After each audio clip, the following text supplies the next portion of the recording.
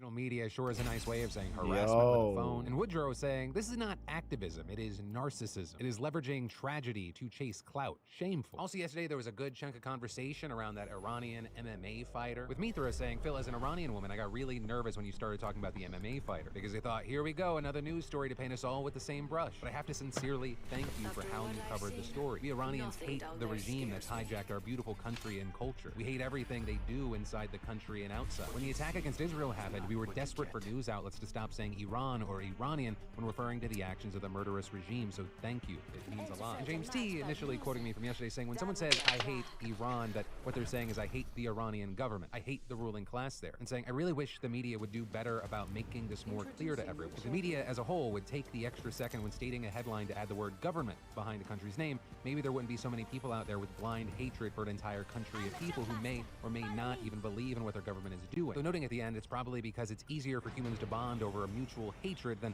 actually take the time to find something in common that's productive to society. So a less international and broad comment and more on a just one-on-one human level. With Fernando quoting the fighter's awkward apology saying, I am a married man, so I respect the female gender. And saying, yes, because we know abuse and sexism doesn't exist for married couples. I will say, it is also sad when, like, his weak-ass apology aside, and someone needs to think about, like, their daughter, their wife, their mom, the situation for them to, like, empathize with what a woman might have to go through. Though, while frustrating, it is an effective and helpful thing to bring up, because to varying degrees, human beings, at some level, are selfish and self-serving. So anytime you can make a situation not something that's just happening to other people in a faraway place, but if it happening to you, it humanizes things. So again, that whole situation was so weird. I agree with Red, who said that ring girl looks like she's held at gunpoint. But then finally, I'll leave on this comment. Froston said, where the heck was the yesterday today segment? I feel robbed. Good. That's how I know you care. But no, that's not the reason why it wasn't in yesterday's show. You just gotta know this moving forward. If yesterday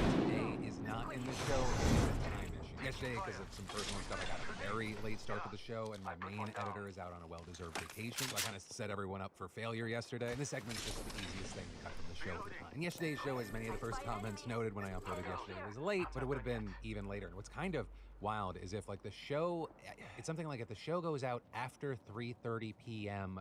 Pacific time, the number of everyday viewers that miss that episode, it spikes. So yeah, that's to say, I'm not purposefully playing games with your hearts. It's just, game time decision. And if some of y'all are interested in the more behind-the-scenes stuff, maybe that'll be something eventually we include in the PhillyD.tv subscription. Once again, we're still fleshing out the idea of what that Why'd could he be, fucking but right leave? now, What the it's primarily fuck? just to get the show ad-free and for people to be able to support more directly if they want. But that is where today's show is going to end. And I'll leave you how I always do. Wet and confused. That's not you. By saying, my name's Philip DeFranco, you've just been filled in. I'm just gonna wait for them to slaughter you so I can get you up. Tomorrow.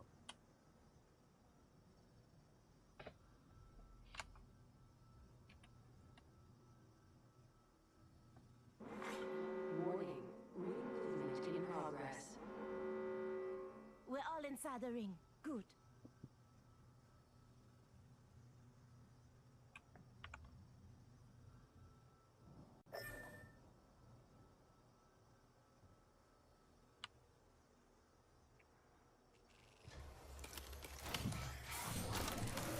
Don't worry. What's wrong with our teammate?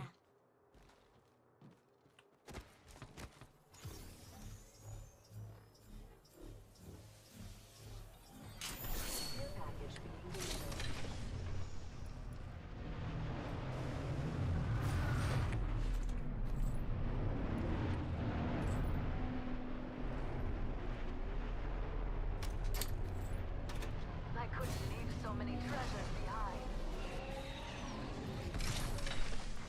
Attention. There is a new Light ammo kill here. leader. New kill leader. Go on, watch out.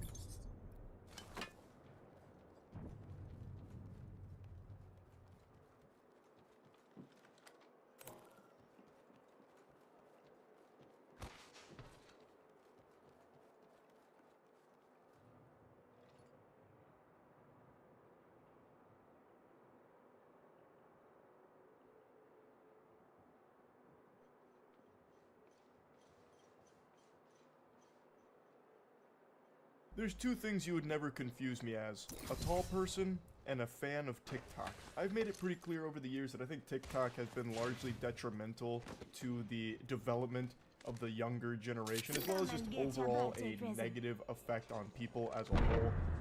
In particular, the attention span of people. I really think that this is going to be something that'll be studied for decades to come. When we reach a point where human beings can't sit down for more than 30 seconds without squirming in their chair if they're not blasted with, you know, finger family jingles and just perpetual stimulation from GTA gameplay and Subway Surfers.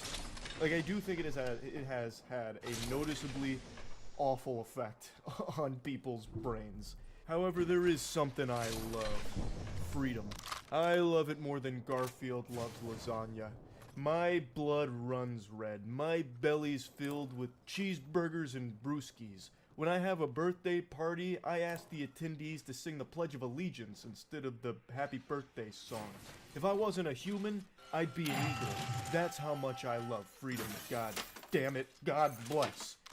So, I think it's a beautiful thing that we have the freedom to download TikTok and subject ourselves to that fucking mind rot. And this is something that I've covered for a few years now, because this is like a boogeyman that keeps rearing its head occasionally, like some kind of cameo in every season of the United States with the whole TikTok. You got jacked ban. up again? That's been a proposal for years now. But recently, it's been gaining a lot of steam, and today, the president has signed a bill I'm not that will coming force there. a sale of TikTok, and if they don't divest after 9 months, they will be fundamentally banned. So, TikTok is a very shady app, and there's been a lot of shadiness that's been reported in it for years, and it's even been deemed a national security threat due to the potential of China using it to collect data on Americans. This is something I'm sure all of you know. This isn't some kind of surprising plot twist here for all of you. And I'm sure all of you also know that there's no such thing as privacy anymore. Every single one of you watching this right now is actively having your data harvested and sold. But typically, your data is being sold by I'll try to American craft you at the companies. next drop This is area. pretty rare in that it's a Chinese app that gained mainstream adoption by Americans, thus they are the ones that are getting the data as opposed to American companies. And the government's not super happy about that. So, if TikTok is not divested within 9 months to an approved buyer, then it's going kaput. It's gonna vanish like that. It's gonna be banned. TikTok CEO has even made a video going over all of this to its users, and it seems like they're going to be fighting tooth and nail here to push back against this. They believe it is unconstitutional. Before showing you the video, I'll read their statement. This unconstitutional law is a TikTok ban, and we will challenge it in court. We believe the facts and the law are clearly on our side, and we will ultimately prevail. The fact is, we have invested billions of dollars to keep US data safe and our platform free from outside influence and manipulation. This ban would devastate 7 million businesses and silence 170 million Americans. As we continue to challenge this unconstitutional ban, we will continue investing and innovating to ensure TikTok remains a space where Americans of all walks of life can safely come to share their experiences, find joy, and be inspired. Now, over the years of this TikTok tug-of-war that we've been seeing in the headlines about will it be banned, will it not be banned, I've kind of flip-flopped on my opinion of that. I negatively view TikTok. I don't have a good impression of it because I think the good on it, which undeniably there is good things that have come from TikTok, by giving everyone a voice, there is moments where it's able to highlight very important problems that are going on, and there are good content creators on there that are providing high quality entertainment and educational entertainment at some points on TikTok. It's also been huge for businesses, like just normal mom and pop businesses that have been utilizing TikTok as a way of growing and flourishing. It's been super helpful to a lot of businesses. However, I feel like all of this is outweighed by the overall culture that TikTok has kind of fostered, where the most popular content is the ones that have Subway Surfers gameplay with cutting soap videos plastered on there, because they know that the audience can no longer focus on just one video anymore. It needs to be constant stimulation and jingling keys to keep them there, because it has damaged people's ability to focus. And also, a lot of the content that blows up on TikTok is the content that is just literally wrong, like fake garbage that serves just to fearmonger. Like, for instance, the easiest example, the solar eclipse. There were thousands of videos about the solar eclipse about to open up a demon portal because CERN's working behind the scenes during the solar eclipse, or like the red heifer's been sacrificed, so the Antichrist is being summoned during the solar eclipse. All kinds of mumbo jumbo that serves just to keep the audience on TikTok scared and stupid, so that way they're constantly spending money to stop being scared and feeling stupid. So it's all very, like, there's some evil shit on there. It's also very dangerous, because there's a lot of things that blow up on there that actually just get people killed, like the Blackout Challenge, or like the Kia Challenge, where you're stealing cars. I could go on and on shaking my fist like the angry old man on the lawn, but I don't need to, because all of you, I think, know that. But even with all that being said, I still overall feel that it's important that people have the ability to make choices for themselves, and if they choose to download TikTok, they should have the ability to do so. I don't like the government being the one to decide what you can and cannot access in regards to like an app on your phone. Now in this case, I do recognize that TikTok is significantly shadier than most of the other major companies out there, but still, I think it is a scary precedent if the government is able to just start banning things that they don't like. Obviously within reason. If it's just purely illegal content and distributing just a bunch of illegal criminal shit, clearly slap that down. That makes sense. But come on, it's a social media app. Like, who's to say there won't be another major platform or service that pops off in the United States that isn't owned by the United States? And who's to say they won't be like, okay, fuck them. We were able to ban TikTok, let's go ahead and ban these guys too. It's not American made, we don't want it here. Hi everyone, the show here. As you may have heard, Congress passed a bill that the president signed into law that is designed to ban TikTok in the United States. That will take TikTok away from you, and 170 million Americans find community and connection on our platform. Make no mistake, this Only is 10 a seconds ban. left. A ban on TikTok and a ban on you and your voice. I don't think there's anyone on the planet that's making the mistake and thinking that it's not a ban. There's no smoke and mirrors here, no diversion. They're not mixing any words here to try and confuse you. It is just straight up a ban. Like, they're not hiding that fact. They either sell TikTok to an approved buyer, or they can no longer have TikTok in the United States. It's actually ironic because the freedom of expression on TikTok reflects the same American values that make the United States a beacon of freedom. TikTok gives everyday Americans a powerful way to be seen and heard, and that's why so many people have made TikTok part of their daily lives. Rest assured, we aren't going anywhere. I'm not going to play any more of this because it's mainly just a video letting the community know that they are going to be fighting as best they possibly can against this. And also, a lot of it's just talking about how special TikTok is. Like, it's such a wonderful, joyous place with sunshine and unicorns. Like, you know, it's delightful on TikTok, and we want to preserve that, so that's what we're fighting for. It's not what you're fighting for. You're fighting for TikTok so hard because it's such a massive moneymaker that has a huge adoption in the United States. You don't give a fuck about like the actual culture on TikTok. If you did, there'd be significantly less degeneracy on it, I imagine. Like, there is, like I said, even aside from like the data stuff and the spying potential, there have been some legitimately shady things going on with TikTok. The reason why they want this so badly to avoid divesting and avoid being banned is because it makes so much money. And they have so many users in the United States that they do not want to lose, and they do not want to give over to a different company, obviously. So yeah, anyway, I guess we'll see if TikTok is banned within the year, and if it is, that's gonna be pure fucking pandemonium as people flock to like YouTube Shorts and Instagram Reels, I suppose. But anyway, that's really about it. So yeah. If you're buying a gaming PC, you have to be careful. Sometimes people try to buy a secondhand PC off of Facebook Marketplace because it's not uncommon to find a great deal. The problem is there are these accounts that list themselves as a business, which are usually just run by one guy trying to make some extra money, which is fine. I'm not knocking the hustle. It's people like this that are the problem. Brand new budget game. Selling PC with brand new Acer monitor and new keyboard set. What PC? The graphics card to the credit card. Oh my god. AMD Phenom 2. This is a new Several components are brand new. This is optimized and built to last for years. Bro, this processor came out when I was in high school. Basically, these people try to sell you 10 to 15-year-old hardware that should not even be seeing the light of day. It's not that all old hardware is bad. It's that people will dress up the bad parts in fancy RGB lighting with a nice case and then try to sell you absolute junk. Today, a new competitor to AMD and Intel was just announced. Next Gen confirmed, Ryzen 9000 benchmarks are insane, and RX 8000 gets bad news. Welcome everyone to Gamer Meld.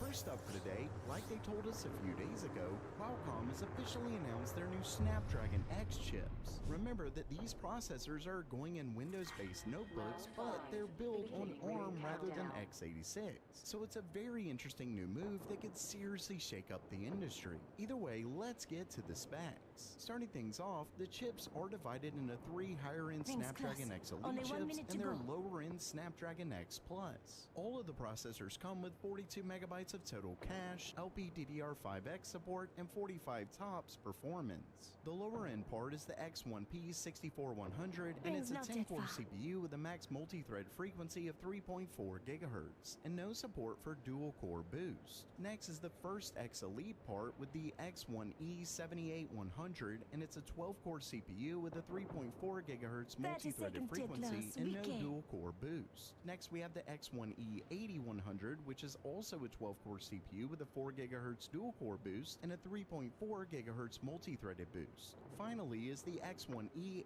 84100, which is also a 12-core CPU with a dual-core boost of 4.2 GHz and a max multi-threaded boost of 3.8. Basically, these are looking like some very impressive chips, especially given the performance numbers we've seen from Qualcomm are correct. And I say that because according to a new article from Semi-Accurate, their sources are claiming that Qualcomm is lying about their benchmarks. Now, they aren't claiming how Qualcomm exactly is cheating, but that OEMs aren't able to replicate the company's claimed benchmarks, and that one supposed source from Qualcomm flat says they cheated. Of course, I'll follow the story and keep you updated, but as always, I suggest waiting for third-party reviews before buying any new products. Next up for today, we've seen AMD's next-gen Ryzen support mentioned in newly released BIOS updates. We've even seen Ryzen 9000 mentioned in coding, but we now have the absolute confirmation from Gigabyte. See, in the Ryzen 9000 mentioned before, it may have been just for a future chip that they were working on, not necessarily next-gen, though it certainly looked that way. But now, in a new official blog post from Gigabyte, it states that the Agiso 1.1.7.0 is set to add support for the coming AMD Ryzen 9000 series processors. So yeah, if there was any doubt that AMD's next-gen CPUs were going to be Ryzen 9000, we now know for sure. And given this is for AM5 cores, we are in fact talking desktop chips. Of course, that's not a big surprise given AMD already used Ryzen 8000 for Zen 4 CPUs, but those were mobile chips and APUs, so there was still a chance, but not anymore. And next up, we just got some of our first benchmarks for Ryzen 9000. And let's just say, this is big. The story originally comes from a couple benchmarks that were found from Geekbench 5. And thanks to the LDN code, we know that these are strict point APUs. So they're mobile Ryzen 9000, yes, but don't forget that they still include the same Zen 5 cores that'll be in their next-gen desktop parts. Either way, let's get right to come with 12 cores. The higher score mentions 2 CPUs, but I think that's just a mistake. Either way, these would be a step up from current gen's 8 cores. And at first glance, the scores may look underwhelming. But here's the thing, the lower score is from the CPU clocked at a measly 1.4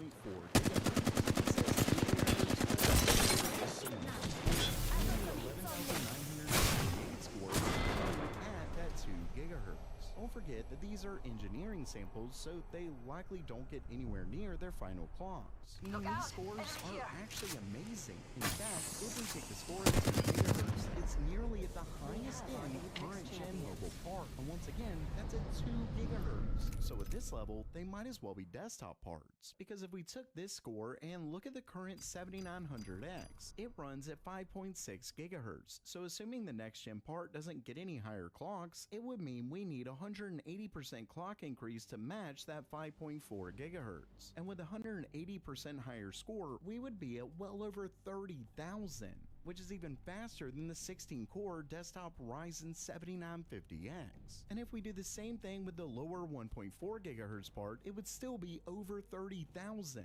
Of course, keep in mind that it likely won't scale that perfectly, and according to rumors, 4 of the 12 cores here are supposed to be their little Zen 5C cores, but still, the desktop parts should be all big Zen 5 cores, and anywhere near the performance here would be a huge uplift.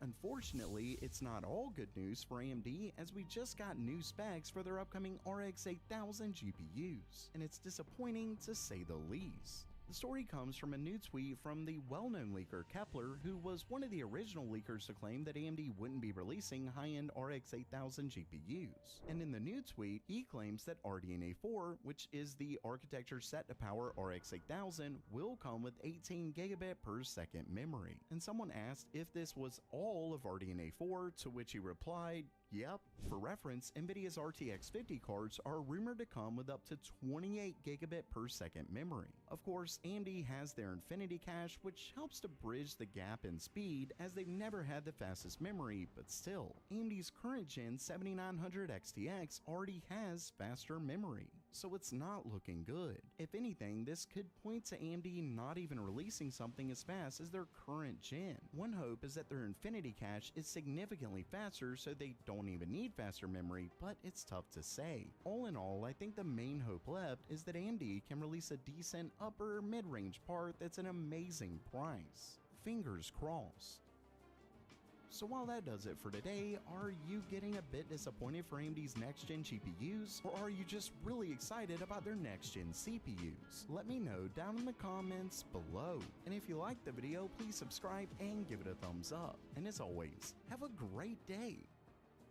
This dog ran into oncoming traffic to save her human's life when she collapsed during their daily walk. Haley takes Clover, a Maremma mix, on a walk every single day, and she was taking her normal neighborhood route when she suddenly collapsed to the ground. Haley was having a seizure, and Clover immediately sprang into action. In the footage from a neighbor's security camera, you can see one car drive by, and it almost looks like in that moment, Clover had an idea. Haley was still holding Clover's leash, so she took a moment to free herself.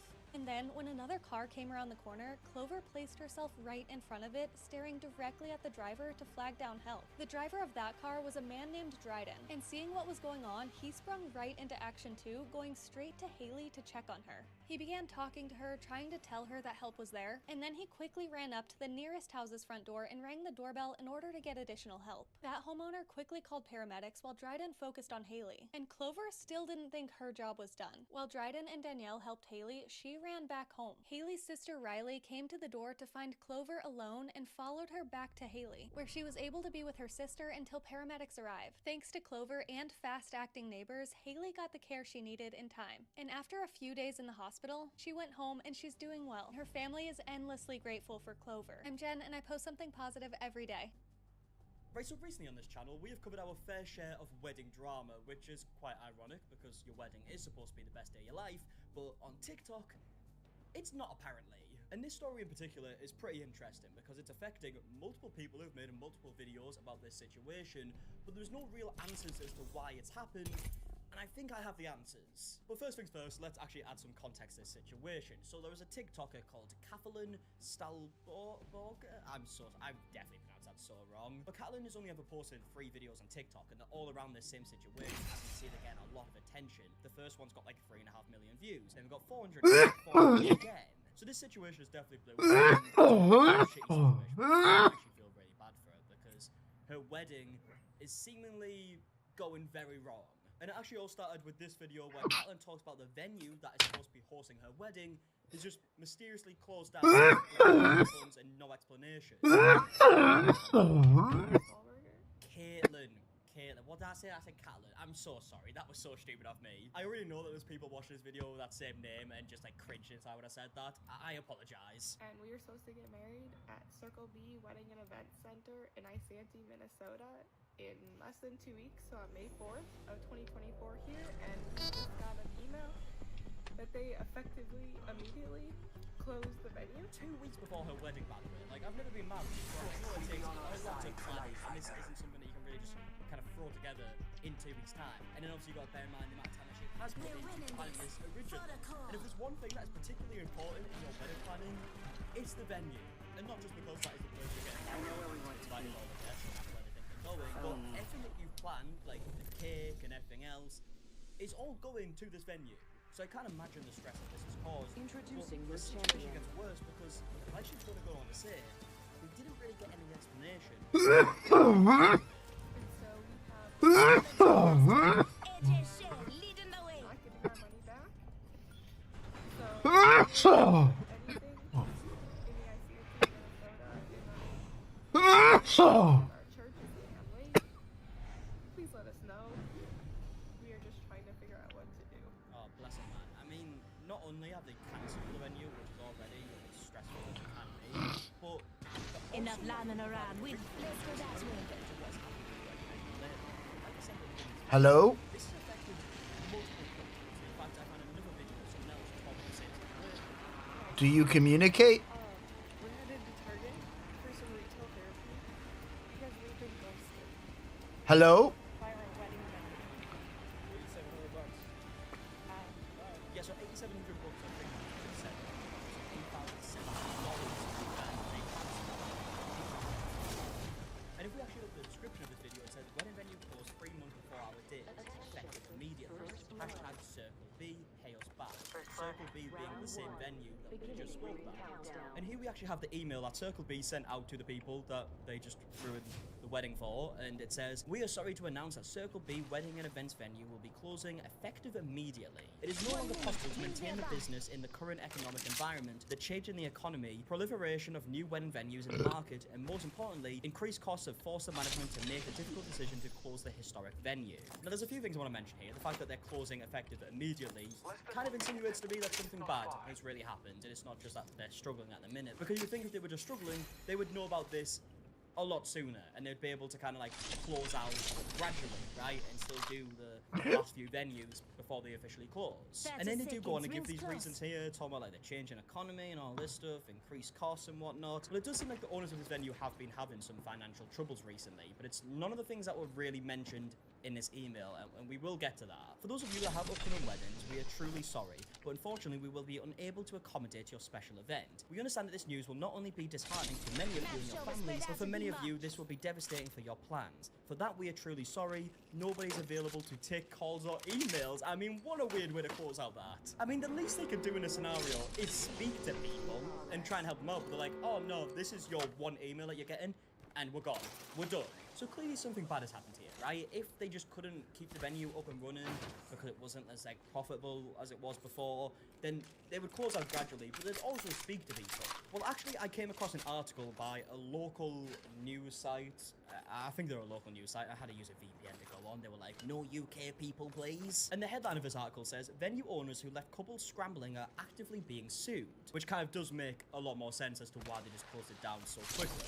According to Minnesota court documents, Wayne and Angela Butt are currently under fire for trespassing and destruction of over 100 trees near another venue they own. Lakeside's Weddings and Events is located in Cottage Grove, where the activity took place in 2021. This led to court hearings earlier this month involving destruction of property. Yeah, so to me, this seems to be the reason why they're closing down this venue, because they probably can't afford it anymore because they're literally getting sued. And obviously this is something that happened in 2021, but as it says here, the court hearings happened earlier this month, very recent.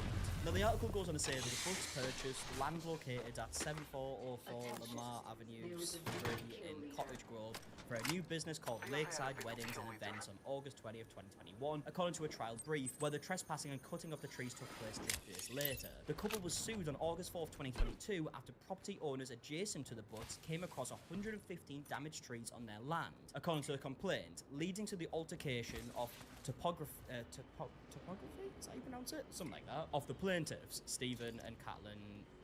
Oh my god, this is not a good day for me pronouncing things, is it? But basically, they damaged someone's property, right? They damaged 115 trees on someone else's property, and now they're being sued. They asked for $50,000 in damages for the trees that were destroyed. They also requested $50,000 to restore the altered topography.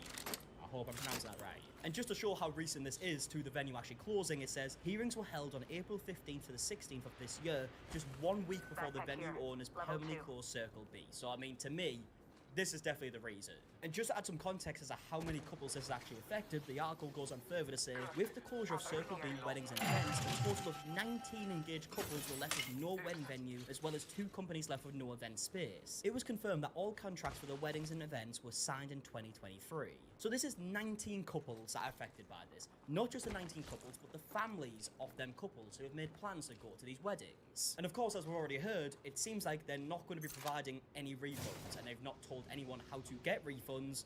It seems like, I don't know, what, are they just going to like go bankrupt on the company and then try and figure out a way to not owe these people any refunds? I'm assuming that's what they're going to do. And obviously we don't know the total amount of money that is owed, but we've got one couple saying that they are owed $8,700. There's 19 different couples. That's around 165 grand. Obviously, it's probably going to be a different amount for each couple, but it's a lot of money.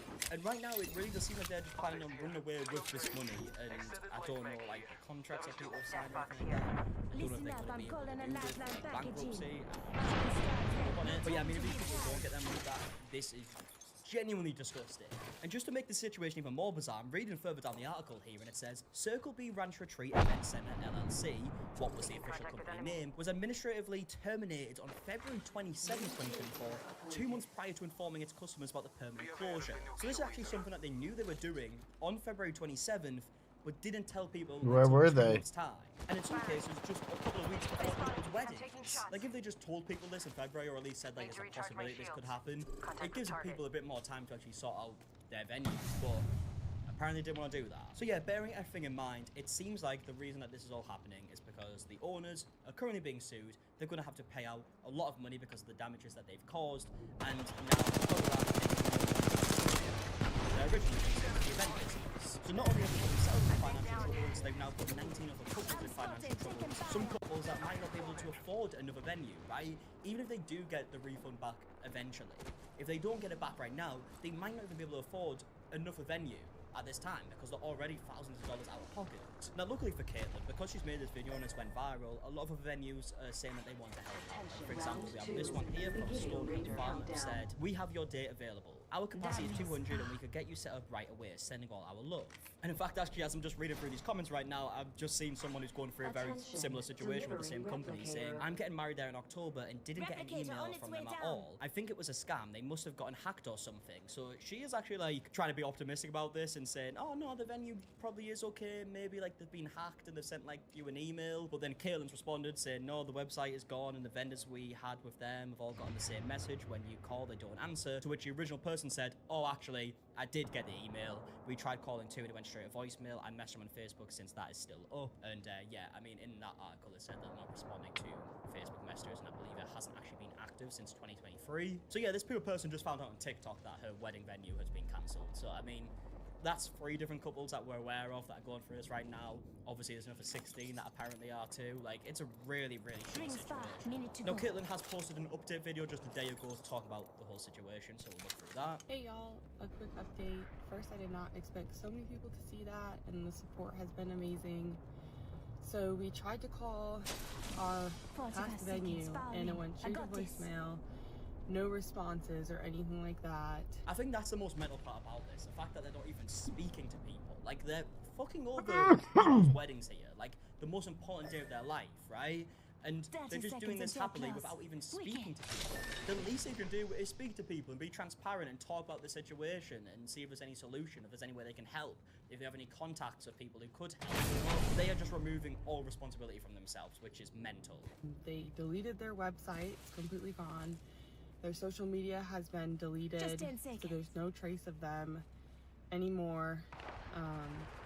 As for our wedding now in 12 days, we think we maybe found one place that does have an opening. It only seats 150, and we have 185 people coming, so we'll just have to make it work with the extra people, because there's really no options at this time. Yeah, I mean, bless her, right? She has now luckily found another venue, but it can't seat the right amount of people, so it's going to be squashed in this little venue. And yeah, it's just sort of more stressful.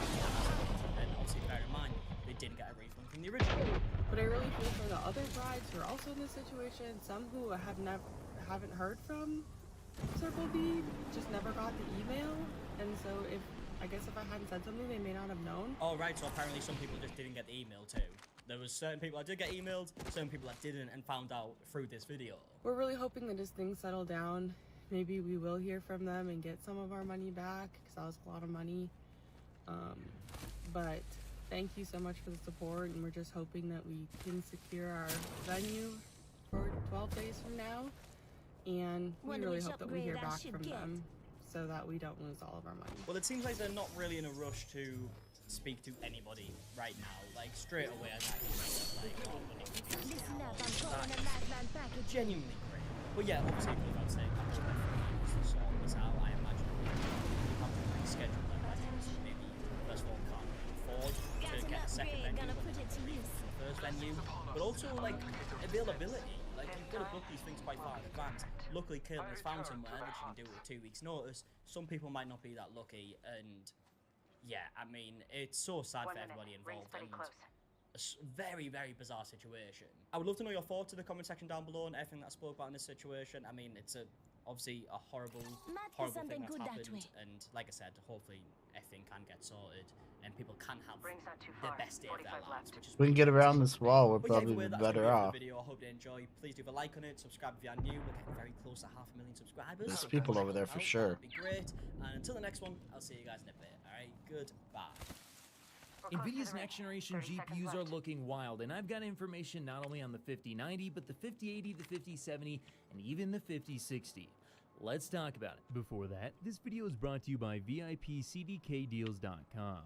CDK Deals is a website dedicated to getting you the best prices on games and software, and right now you can get a Windows 10 Pro OEM key for an insanely low price. Just find the best price and apply my special discount code GPC20 for an additional 30% off. You can also check out securely with PayPal, and once the payment is cleared, you will get access to the code both in your account as well as in your email. In order to activate the new copy of Windows 10, I dropped shields there. under Windows and type in your key. So if you want to learn more, be sure to click the link in the description below. Okay, so there's been a ton of leaks and rumors about NVIDIA's next generation codename Blackwell GPUs, and especially the RTX 5090 has been seeing a ton of leaks. I mean, according to Cop87 Kimi and Red Gaming Tech, it sounds like around 50% more shaders is all but confirmed at this point in time unless it gets cut down, and it also sounds like they will Check be those targeting boxes. 3 gigahertz plus potentially on these GPUs as well, and using GDDR7 on a far more advanced node, which means that yes, the RTX 50 series could be another gargantuan leap over the 40 series, which was also a large leap in and of itself. But what about the RTX 5080 and below? Because yeah, the 5090, it sounds super impressive. I mean, we're talking about anywhere between like 50% to 80%. We're rapping more performance in on 'em. traditional rasterized games, and if the leaks and rumors are true, maybe They're traveling in straight lines. 2.5 We're times wrapping the ray around. tracing performance, finally giving us enough ray tracing performance to play all the games that we would want with, for the first time ever, some pretty well performing path tracing. But how is this going to trickle down? Well, I've gone ahead and taken all the information that we know about Blackwell and put together a chart to give you guys an idea of just what it might look like. Now, of course, although this does have some information from leaks, which you should already be taking with a grain of salt, there is going to be a bit of speculation. So do tell me if you disagree in the comments below. But let's start off with the RTX 5080. Now, according to the leaks, it sounds like these could potentially be produced on 3nm. However, 4nm is out of the question.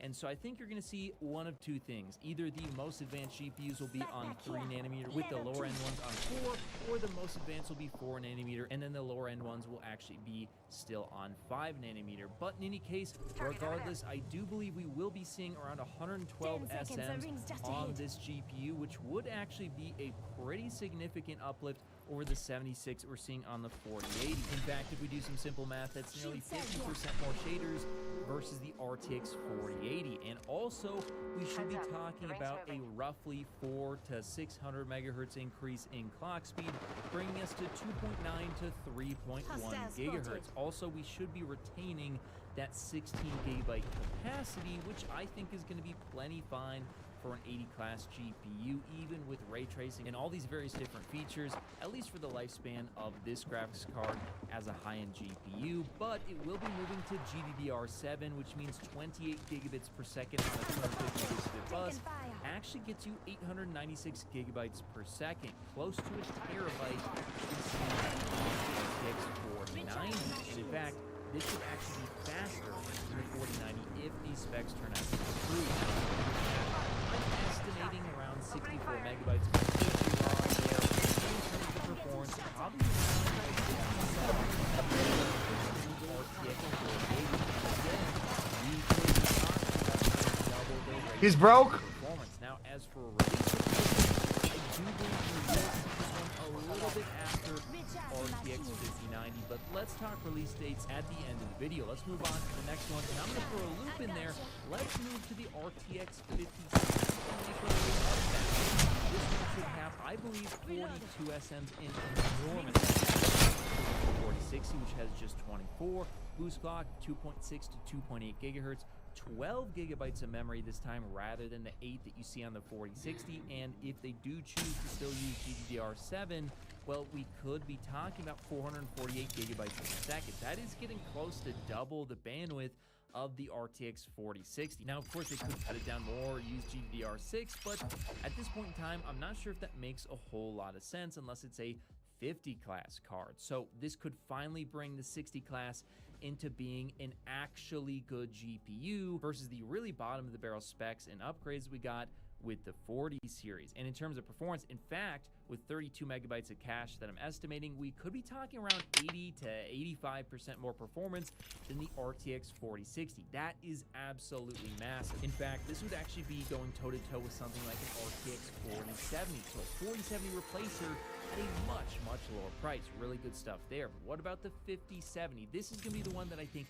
everybody's really excited for. 64 SMs, that's a big increase over the 46 and the 4070. Boost clock of 2.9 to 3.1 gigahertz and 12 gigabytes of GDDR7 running at 28 gigabits per second gives us 672 gigabytes per second. And with an estimated cache of around 48 megabytes, that could give us around 60% more performance on the 5070 versus the RTX 4070. That is a massive leap. Who knows, maybe it could even significantly outpace an RTX 4080 and get kind of close to the RTX 4090. Although, of course, the 4090 is an incredibly powerful card, way faster than the 4080, so we'll see about that one. But in terms of release dates, I'm expecting that the 5060 is probably going to be late Q2 of 2025, simply because they like to roll out the fastest cards first and then make their way down the line. The 5070 probably early Q2 in 2025, and then the 5080 probably early to mid Q1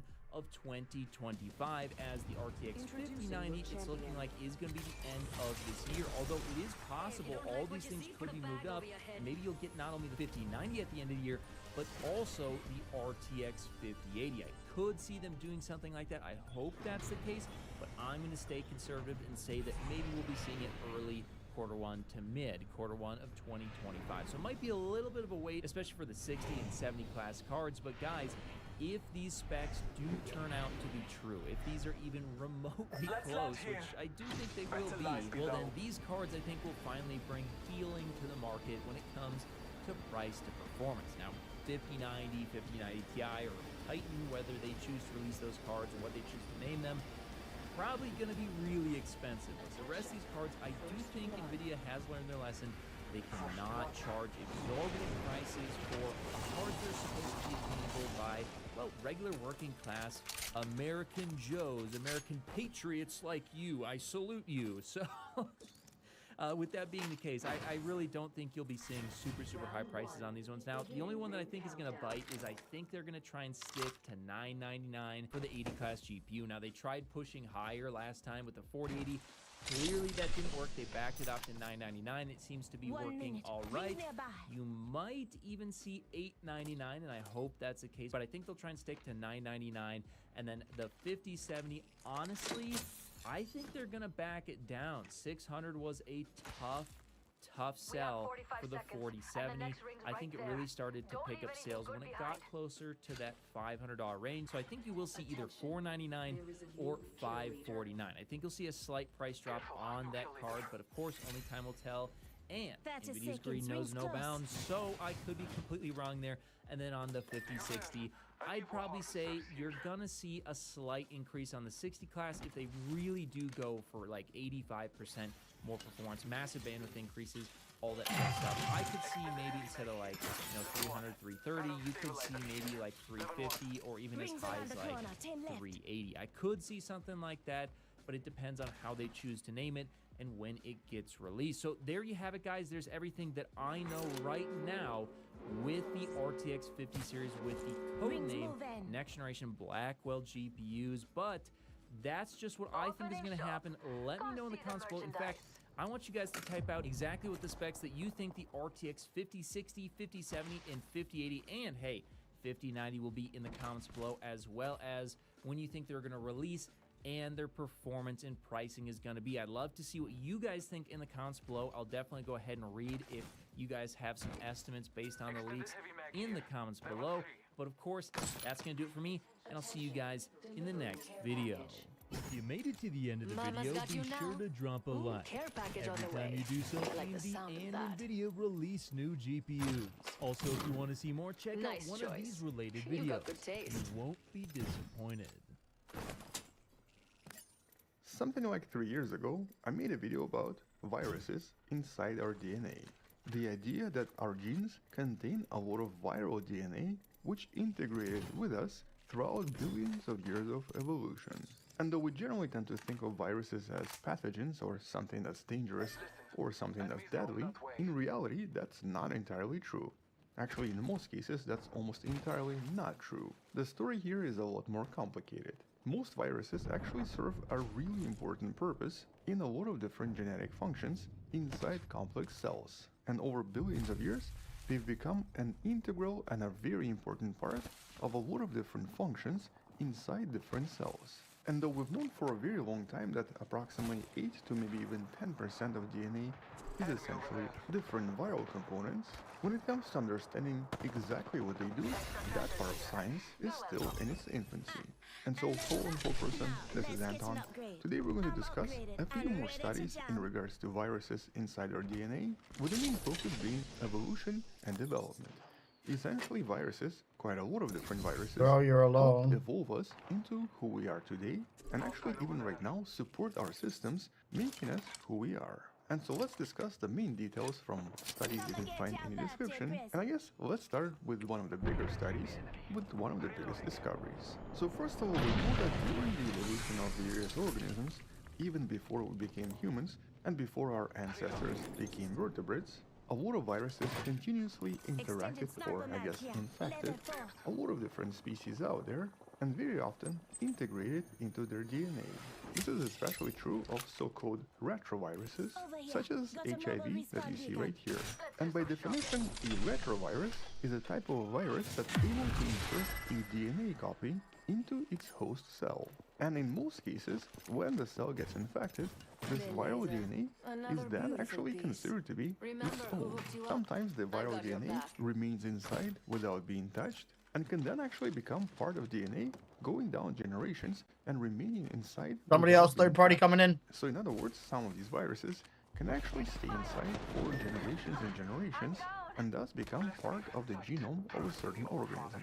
And we know that a lot of ancient viruses infected a lot of different vertebrates hundreds of millions of years ago, because we see the signs of these viruses inside our DNA. And in the video you can find in the description, we've talked about how 8 to 10% of DNA in most vertebrates is actually viral in nature. But it wasn't until recently that the researchers realized how crucial some of these viral infections actually were. As always, you can find all of these studies in the description below, but one of the major discoveries is actually in regards to what's known as myelin. By itself, myelin is essentially a type of a fat or fatty material that usually surrounds nerve cells in order to insulate them, but also in order to increase the rate of electrical impulses. Here's a rough schematic showing us how a lot of neurons inside our bodies, or actually inside of most vertebrates sort of look like. And this insulating layer... Don't leave. Why do these kids leave? What the fuck? I'm waiting for the other dude to die, you dumbass. ...to become so big, we're then able to evolve relatively large nervous systems, and... Can't craft both your cards until both of you are dead. The ones we have, and a few other animals. A lot of different animals were able to evolve a very efficient way to transfer nervous signals, or basically various electrical impulses. But turns out that in order to create myelin, a very specific gene sequence is required, which resembles a lot of retroviruses. Or in other words, genetic code that's responsible for myelin seems to have come from an ancient retrovirus, whose genes exist in various mammals, amphibians, fish, but not in vertebrates like, for example, octopuses. And one of the reasons a lot of different vertebrates were able to achieve gigantic sizes, like for example, one of the reasons elephants can get so big, is really because myelin allows various vertebrates to have very efficient electric signal communication, making body size no longer an issue. But surprisingly enough, all of this was only discovered recently, because previously we actually thought a lot of these genetic regions were so-called non-coding regions or junk DNA. But completely by accident, the researchers behind a recent study discovered a gene they now refer to as retromyelin. And in order to see if it actually is what it is, they even conducted experiments where in certain species they would knock this gene out to see what would happen. And so here they learned that this unusual gene, which seems to be viral in nature, is directly responsible for the existence of myelin. When it was removed genetically, the lab animals were no longer able to produce myelin inside their nerve cells, and thus had a very slow nervous response. And so by knocking down this unusual gene, retromyelin, they confirmed its viral nature. And it very likely started approximately 360 million years ago during the so-called Age of Fishes. It's actually the same age when the jaws very likely evolved as well. And so quite a lot of species, mammals, birds, and even amphibians potentially have this gene, which dramatically improved electric signal communication inside complex bodies, thus allowing various species to react faster to, for example, predators, or vice versa, allowed various species to catch prey much faster. And that's because it increases signal strength without increasing the diameter of nerve cells, allowing neurons to be tapped in a much smaller space.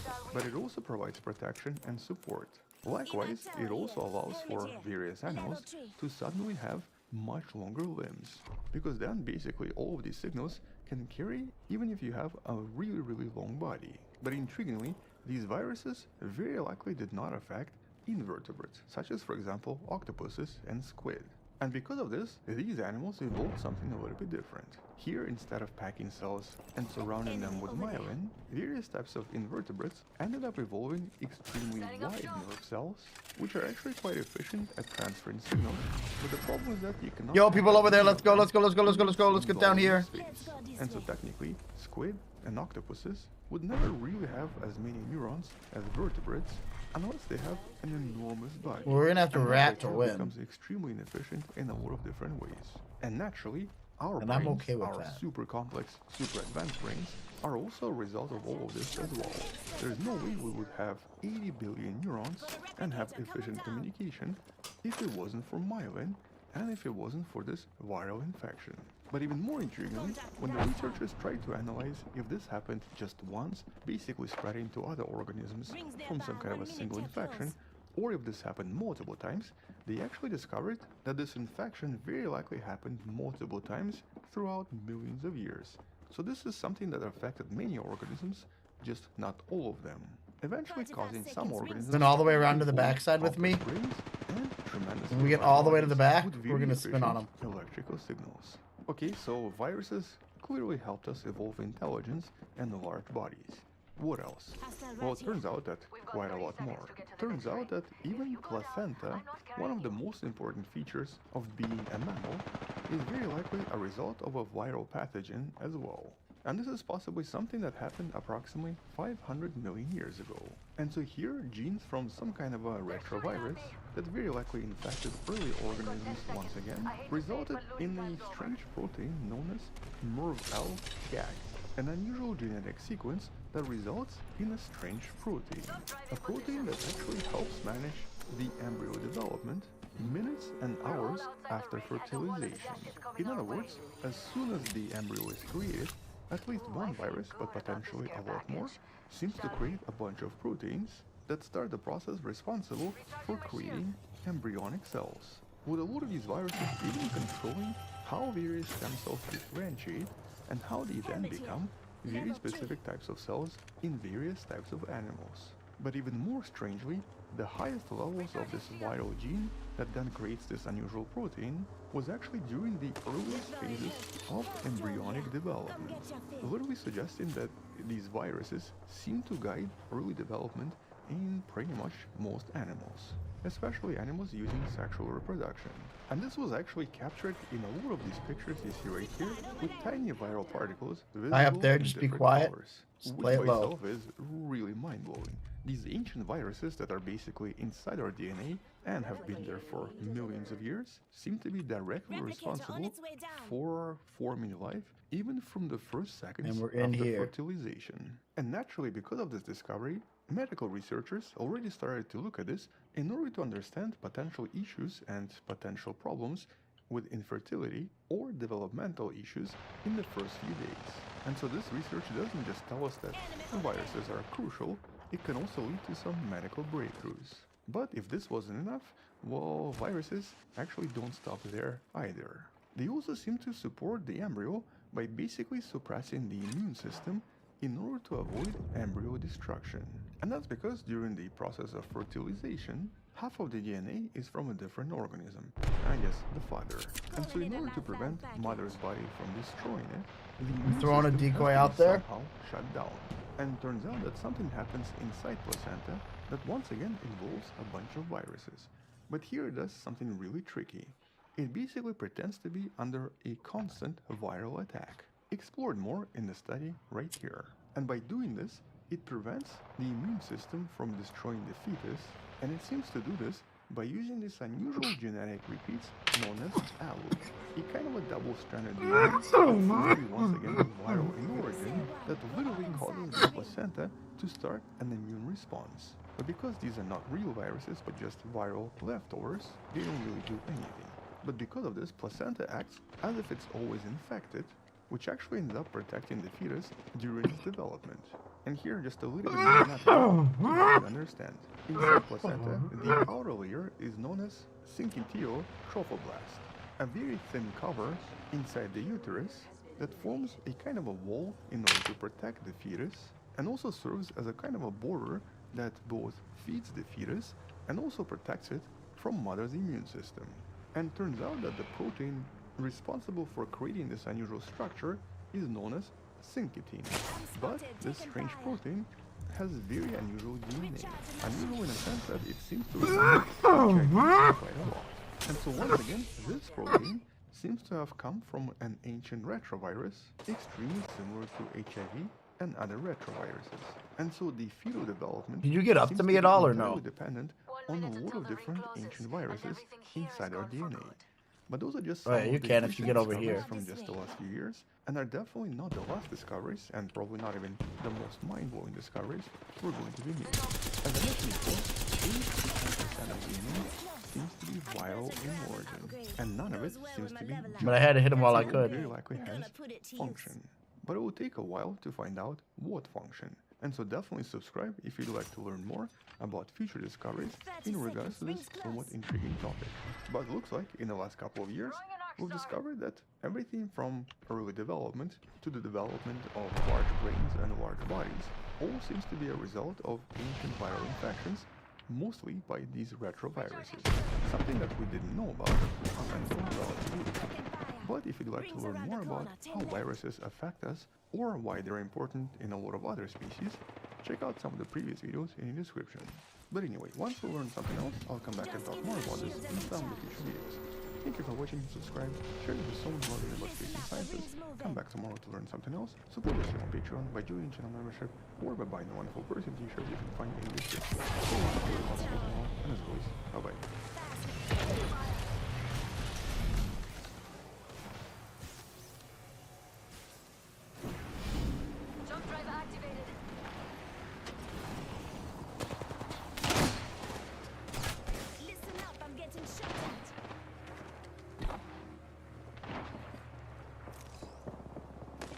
one if you need.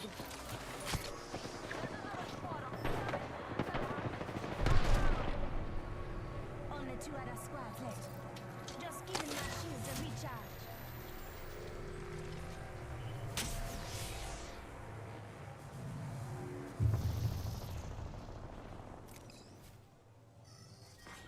Final round. Beginning ring countdown.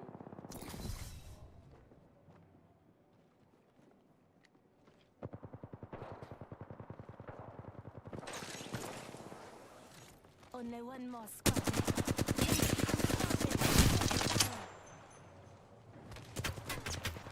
Fast me up, though.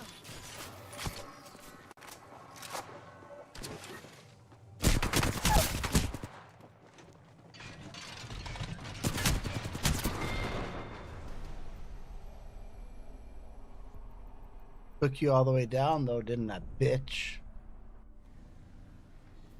Hello, guys and gals. Me, Mudahar. Hello, Mudahar. Tells you to look between 2 characters on your keyboard. I'm here to tell you about something pretty wild that happened today.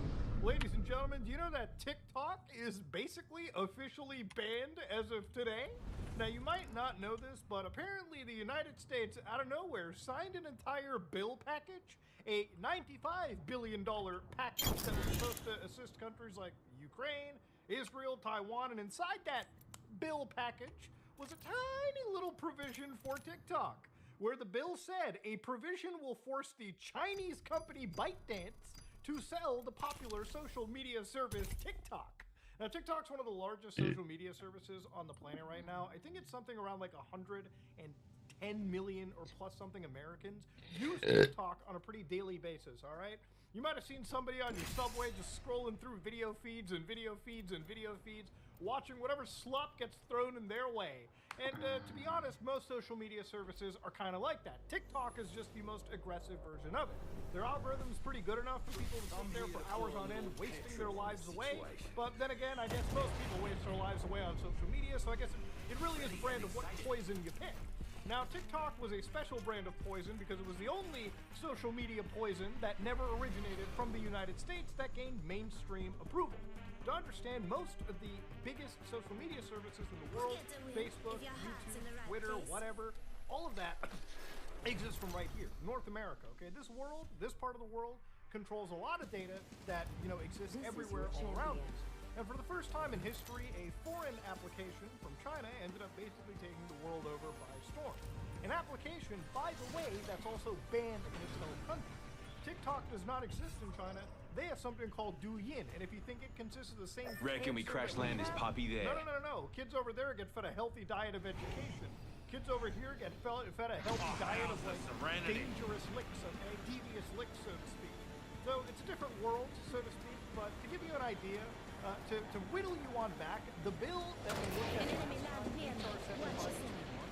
was known as the Protecting Americans from Foreign Adversary-Controlled Applications Act. Now, that's a pretty interesting sounding act, but a general idea is it says it shall be unlawful for an entity to distribute or update a foreign adversary on the land or maritime borders of the United States. So that basically means if you're an app store like Apple's App Store or Google's Play Store or any Play Store or any type of application store on a mobile device or PC device or whatever, then you are unable to update or facilitate the distribution of that application.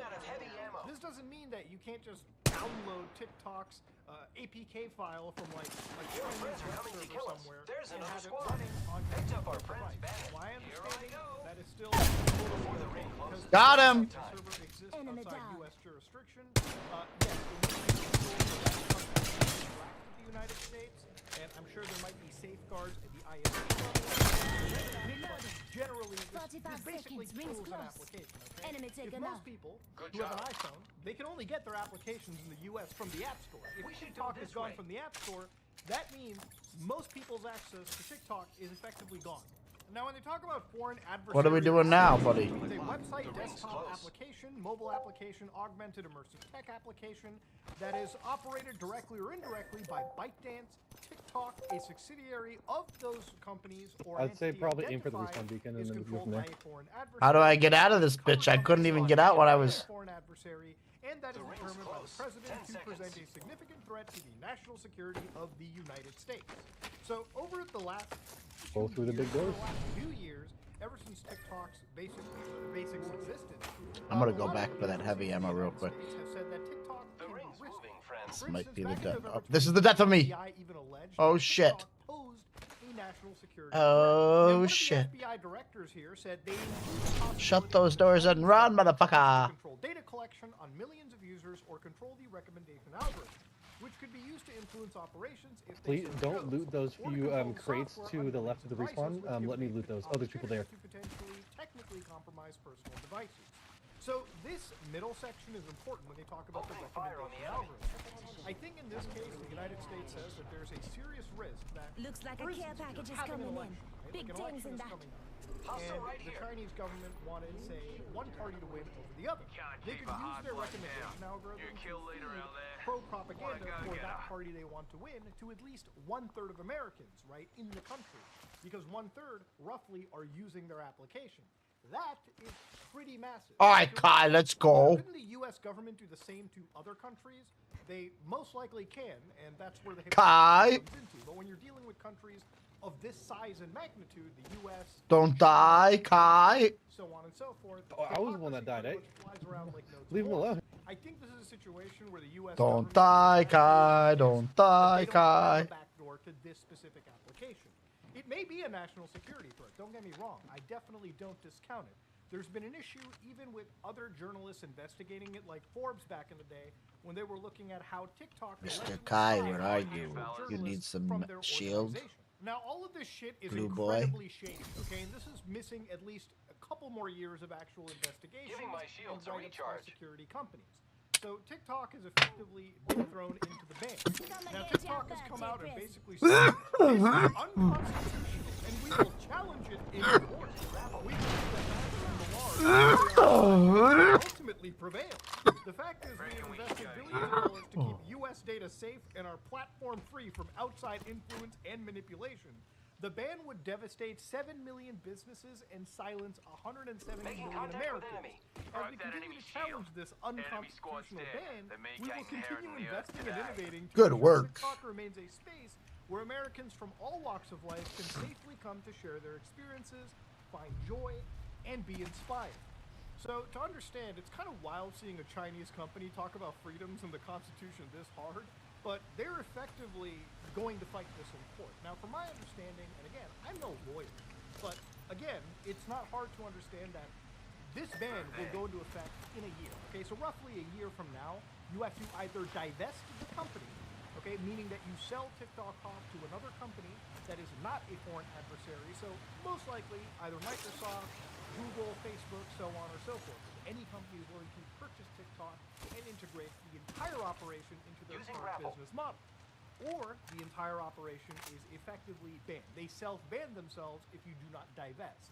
Now, obviously, TikTok is a very valuable company, and people kind of forget the value it has in the entire world. Now, obviously, TikTok... Bro, there were people up there. I couldn't get it up around that edge, so I was not going. So they already lost that. Bro, where are you? Now, the United States... I tried to come to you, and as soon as I got up there, you guys slid away from me, and then there was people at the place that you just were, so I was not going there. Bro. You a bro. Actually start banning this shit. Could you imagine if tomorrow like, Canada announces a ban? Could you imagine if like Mexico announces a ban? Could you imagine Probably if a girl. the EU starts announcing a ban? The UK? Not even a brother. We're going. Giant domino effect that basically Goodbye. TikTok into serious harm. And even if they're going to fight this in the United States court, if they start getting Act like banned I've in never other caught parts up of to the world, someone do you think before. TikTok would be willing to You're say, slow. fight in the Canadian courts, in the European courts, in all these courts at the same time? It's almost like, hey, listen, either you sell it off to us or you leave our market. Hey, he made it. You'll maybe potentially have to leave other markets in the future, or if you're willing to fight, completely bankrupt your organization to the point where you don't really feel like the money poured in is actually worth. The juice isn't worth. Fashionably late and the one that everybody wanted at the And party. it's kind of funny watching the CEO for this company come out and basically again, it's wild that China,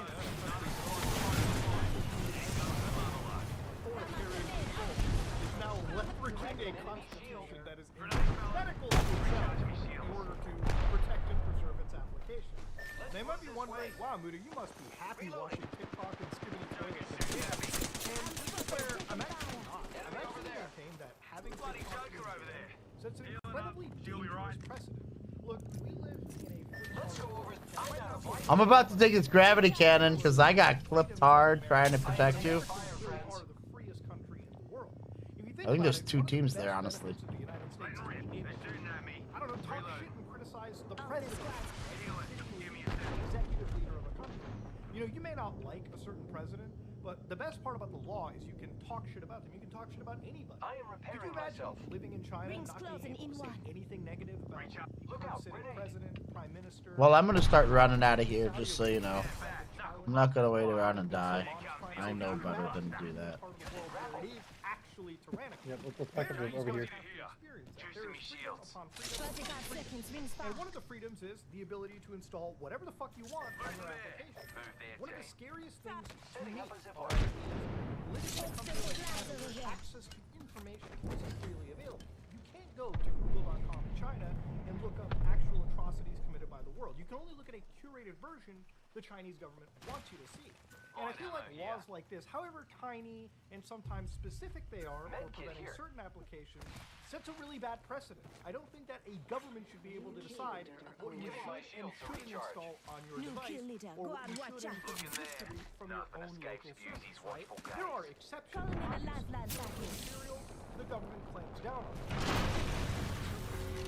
And that sets a bad precedent. Tomorrow it could be another application from another country that suddenly gets deemed a foreign adversary. And for all of TikTok's issues and whatnot, it's never been a clear-cut situation that they have been actively spying on citizens. More so than any other country or any other application like Facebook has been spying on its own. Check it out. Care package It's a weird precedent to set, and honestly, I don't really feel that good about it. I feel like it's kind of a way to inch yourself towards losing the freedoms that I feel like people take for granted all the time. I really do feel that way. I feel like people take the freedoms that they are given in this part of the world for granted. That's really where I'm at. The freedom of your speech, freedom of having, you know, freedom of being able to live freely and do what you want on your devices or your computer. You know, I have talked about this stuff throughout the first video I've ever made on my channel.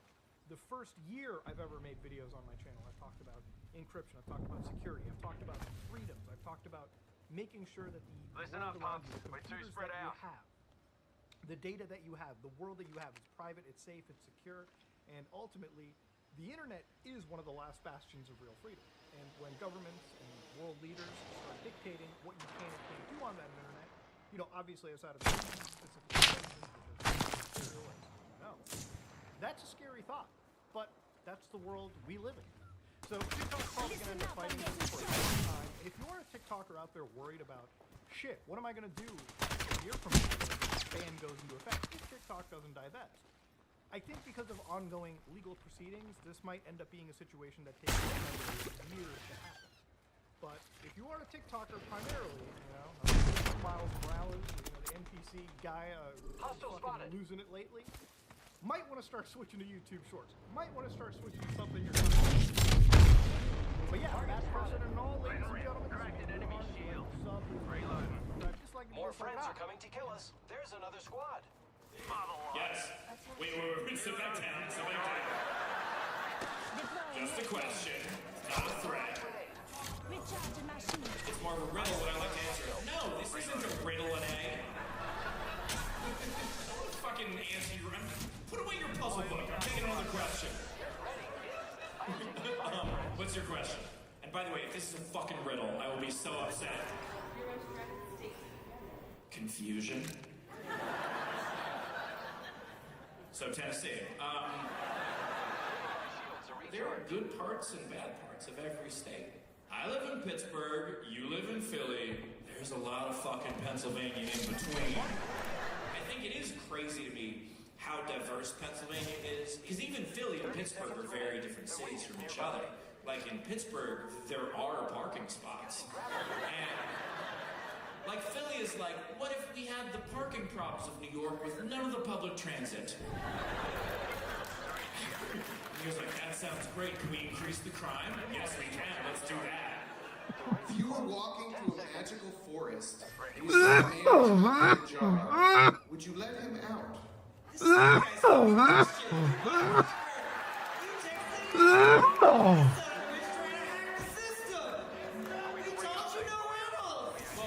we let the guy out of the jar, what's the riddle he's gonna ask us?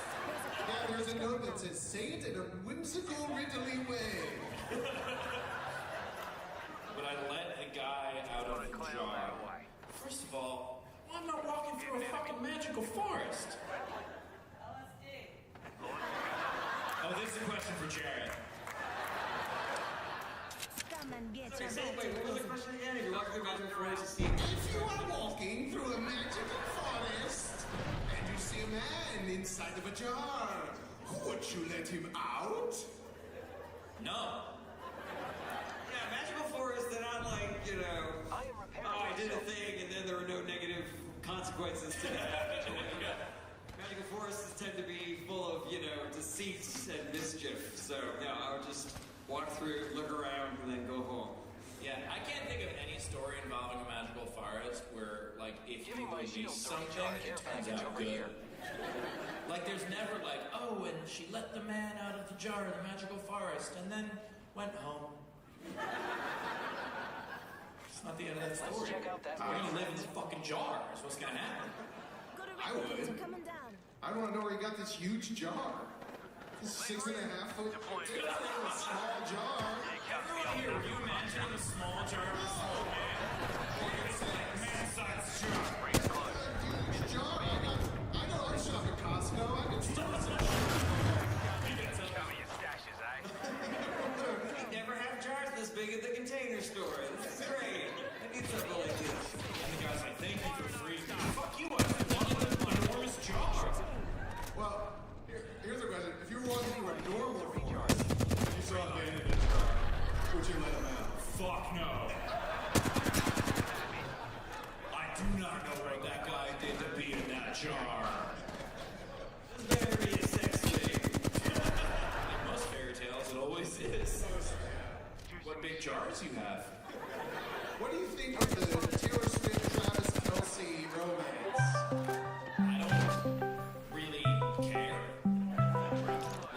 Greg, I'm in intense battle. There's only 7 squads left. I got my team. It's about to die. I saw you on earlier. I thought we were just playing. We were like, I don't know, but I'm in shit right now. Yeah, I played a Swiftie with that. I saw you were playing something. I was like, oh well. Okay, maybe he knows I don't want to play Valorant ever I figured you didn't really want to play it, so it's like, yeah, I'll play the Swiftie. He's broken. I can't believe she's with him. You know what he's like? No. You know what she's like? No. Fucking believe it. Shut up and get the jar. If Travis Kelce. I have no reserve ammo. They're right under me. They're right under me in the store.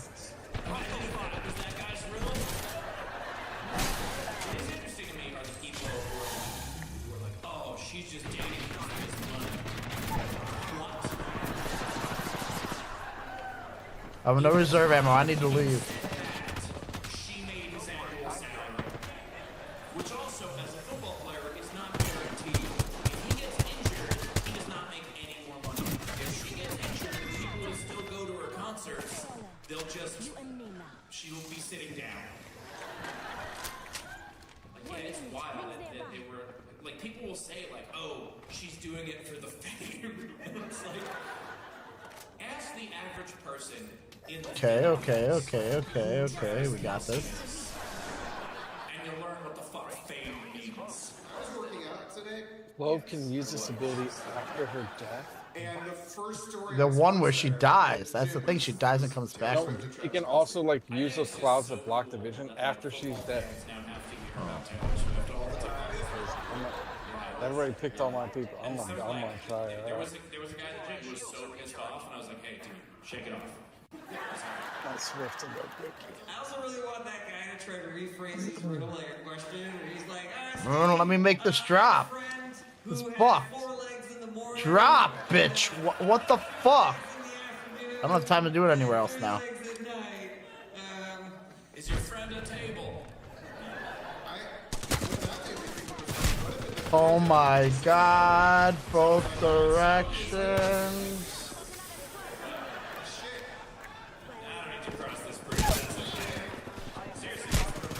Unlucky. What? Who is? Oh, you're up there. What a fucking rat! Did we release the man in the jar? I kept jumping up. Holy fuck. Hello, guys and gals. Me, Mutahar, and before somebody tells you to look between two characters on place, your Greg. keyboard, I'm here to tell you about something pretty wild that happened today. Ladies and gentlemen, do you know that TikTok is basically officially banned Oh, as I of just today? started a Swift Now, play. you so might not can know tell this, that but when I- apparently the You started another Swift play? Yeah, just started. Alright, then I'm gonna play Sorry. another game. Fuck. That's fine. Let me go to my I watch. found this crazy part in Apex where you can peek in and it's got like these creepy stuffed animals in the wall. Okay. Weird.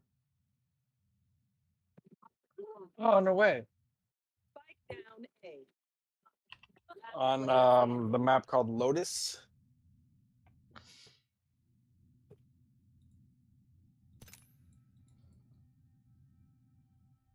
On the map called Lotus. They might be behind you. They might be behind you. Oh, Lolita. Is that your girl? Who's that said that, Greg? I don't know, this girl on there. It might be behind you. I heard her very clearly. She's a vocal champ. Yeah, she's talking to a girl. I look so jacked. Thank you.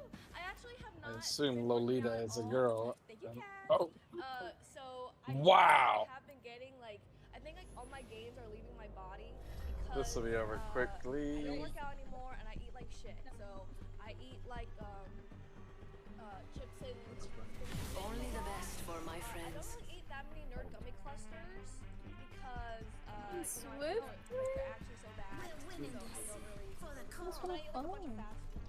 But yesterday was quite a Fire. productive day for me because Wherever I go, I'm at home with the rain. chicken. So I made some delicious I get it, so I'm like in the comments. What kind of download speeds can you expect on the International Space Station? What about on Mars? Well, as you can imagine, it's not great. NASA communicates with its rovers on Mars and all of its deep space probes using the NASA Deep Space Network, or DSN, which unfortunately has some pretty serious limitations. I am. Due to being both based on radio waves Hi. and Who's that, established in Greg? 1963. Was it We'll see if Nero? you're still spry This when guy you turn who's 60. playing, or is it To all? overcome these challenges, I have a friend who NASA's also Jet plays Propulsion Omega. Laboratory is working Can we on a play new with them system after this, called Greg? Deep Space Optical Communications, or DSOC, which is a laser Greg? system that might just be a game changer for interplanetary communication. And yes, they've already used it to send a captain. Before we get into that, though, let's talk about the old system that DSOC needs to be better than. In many ways, the DSN is a scientific How many of you are in a and party engineering together? marvel. It uses 3 antenna arrays in California, Spain, and Australia in order to ensure coverage of the entire sky. And each array is located in a bowl-shaped mountainous area to shield it from as much radio interference as possible. The DSN uses a small subset of relatively high-frequency radio waves that can easily escape Earth's atmosphere, rather than bouncing off the ionosphere and coming back, which can happen with low-frequency radio waves like those used for AM radio. Radio waves, being a form of electromagnetic radiation, move at the speed of light, so using lasers wouldn't really speed up communication in the strictly literal sense. They would, however, massively increase efficiency and bandwidth. The longer an electromagnetic wavelength is, the less information. Oh my God, Unfortunately, radio waves are the know how to use this longest of person. the electromagnetic spectrum, and thus have the lowest carrying capacity. The lasers that DSOC will use are in the near-infrared region, making them comparably tiny and therefore allowing a much higher bandwidth. This means that an important Good job. communication from a nearby planet like Mars would take basically the same amount of time to physically reach Earth, between 3 and 22 minutes depending on where the 2 planets are in their orbits. But 10 to 100 times more I'm just information gonna craft you could be sent guys. every second. A data package that would otherwise take days or months could instead be downloaded in a matter of hours. The hardware necessary to communicate via lasers is also lighter and more compact than comparable radio systems, meaning that it's easier to fit onto a relatively small probe or rover without excessively increasing the fuel needed to escape Earth's gravity well. You know, another problem with radio waves is that they tend to spread as they're transmitted. And that's not a problem when you want them to go everywhere, like with a television broadcast, but it means that the signal quickly becomes very weak once it travels any significant distance from its original source. And unfortunately, almost everything in space is very, very far away. With lasers, you still need to account for signal interference and distortion over long distances, but a coherent beam of energy is going to maintain its strength for longer. Think of it like the difference between a shotgun blast and a shot from a sniper rifle. The energy is more focused and it goes much farther. I mean, they're just but like infrared lasers do have physical limitations that radio waves don't. They require far more precise aim, and much like visible light, they can't travel through opaque objects. Pokemon be doing her thing. Seeing as space is mostly empty. So when exactly will we be sending those cat videos? And what kinds of speeds can we expect within our own solar system? We'll tell you right after we thank the sponsor of this video, Odoo. If you're looking to create a website but lack the technical expertise, Odoo is here to help. Building a website is quick and painless with Odoo's open source intuitive platform. Use simple yet comprehensive drag and drop elements to make an eye-catching and engaging page for your I'm never gonna make it to there all with without no coding dying. experience I'm gonna try. They've also recently introduced their own AI copywriter powered by ChatGPT. So if you find yourself at a loss of words, you can let AI do the heavy lifting for you. Best of all, Odoo's website e-commerce application is 100% free. They made it so with unlimited hosting, and they had an update, and it's like name for the first year. something like So visit the link Omen below when and he's start in creating his a website like for free with other person. We might be able to He send can and now like receive laser open doors and beeline plant or spike and otherwise, shit. from as far as our solar system's What inner do you mean asteroid it's belt other as person? soon as I don't know. I mean, like when he goes into that like actually bot been to like, Yeah. ding. Yeah, he can like Mars now like telecommunications up to interact with everything.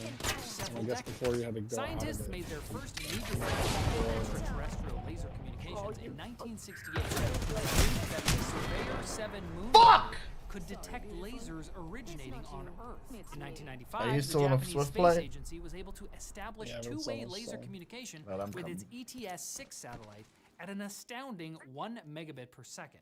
By 2001, we had achieved laser communication between satellites, and by 2013, NASA used lasers to send an image of the sun to a satellite Not orbiting very the moon. good today The already. technology has progressed to the point where we can easily transmit data between Earth and low Earth orbit at not just megabits, but even many gigabits per second.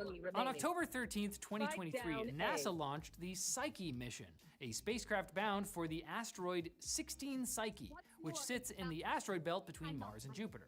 That mission will also be an important test for the technology behind DSOC, as the So Psyche now- spacecraft will encode Okay, its go data ahead. and Say send it back to something Earth back. using infrared lasers. The Psyche mission won't arrive at its destination until 2029, but it's already made one successful test of the new communication system. On December 11th, 2023, from over 19 million miles away, the spacecraft sent back an ultra-high definition video of an orange cat, reportedly named Tater, playing with the dot of a laser pointer. The hope is that Psyche's DSOC will be able to send data back at 2 megabits per second even after it reaches its destination, far beyond Mars, demonstrating the viability of laser communication even in the farthest reaches of the solar system. Well, the inner solar system for now, but we're coming for you, Neptune. Hey, that was a Tech Quickie. Thanks for watching. Like, follow, and subscribe if you feel like it, and check out our other videos, like this one on the world's longest wireless internet range. There may be lasers involved. I haven't seen it. I don't know. That's just fucking. On May the 8th, 1945, the German armed forces signed their unconditional surrender to the Allied powers. World War II, at least in Europe, was over. But now that the guns had fallen silent, the US, Britain, France, and the Soviet Union had to face a daunting conundrum: how to deal with the active members of the National Socialist Party, the SS, the Wehrmacht, and other organizations who had committed some rather extreme war crimes and crimes against humanity. On top of that, how to rid the fabric of the fallen Third Reich society from the pernicious influence of an extremist ideology so many had bought into. After all, in some respects, with those who had bought into the ideology wholly, it would have been like going back to the 1700s American south and tried to convince a mass group of slave owners to completely and almost immediately rethink their ideas on slavery and those of African descent in the nation. A seemingly impossible task. And then beyond ideological shifts, just from a practical standpoint, how to speed up economic recovery for the nation and ensure nothing like this would happen again in the country and provide a strong buffer between the Soviets and the rest of Europe. So, how was this all accomplished, and how did they do it so fast, and just how successful was all of this in reality? Just before we get back to Simon, diving into today's video, let's talk about something that keeps our authors going during those long writing sessions locked in Simon's basement. Our sponsor today is Soylent, which totally and in no way is made of people as you might expect, but rather a plant-based product. Soylent is plants. I tell you, Soylent is plants. Which by a happy coincidence dovetails nicely into our vegetarian author's favorite hobby of plant murder. With Soylent, it's all about 5 things: nutrition, convenience, taste, sustainability, and putting plants in their rightful place. As for the nutrition, Soylent has done all the research, formulations, and clinical trials, including a ton of third-party studies, all so you don't... Okay, Greg. Sorry. Close that out. What were you going to tell me? Oh, there is an update. Well, like I said yesterday, I tried to call Scott because he's like selling all his shit. And then today he called me back and I was like, hey, what's up, man? What are you doing? And he's like, oh, just packing up my place. And then he goes, oh shit, let me call you back. And then never called me back. And so then I texted him, I was like, you good? And he was just like, yeah. He's like, okay. I don't know. Last player standing. Who knows then? Attackers win. Who knows? Alright. I was just not good. Maybe he can move back to Chicagoland and we can all get places together. I said, where are you moving to? And he said, oh, and like he started to say, I don't know. And then he was like, oh shit, I gotta go. And then just never called back or anything. And so then I like just want to make sure like nothing happens. I was like, are you good? And yeah. All he said was yes. I was like, all right, well. But also, like, would he admit it if he wasn't? I mean, probably not. But, I mean, you know what I mean? People are like, that's what I said. Like, I was like, I don't know. Like who did you call when you were in jail or after being in jail? Yeah, like, I mean, I have a feeling that not like, I don't know. I'm not saying he's like broke or something like that, but I have a feeling he's like taking a financial hit over the last year or so. Yep. And so he has a lot of nice stuff that it seems like he's selling because I think he might have just over leveraged himself. Well, I think he just bought stuff thinking that things were going to be more successful than they ended up being. Yep. But maybe not. I mean, he's had like nice tables and stuff like that. Maybe he just, now you need the money. So it's like, well, fuck it. I don't need this nice table. I'll fucking. Yep.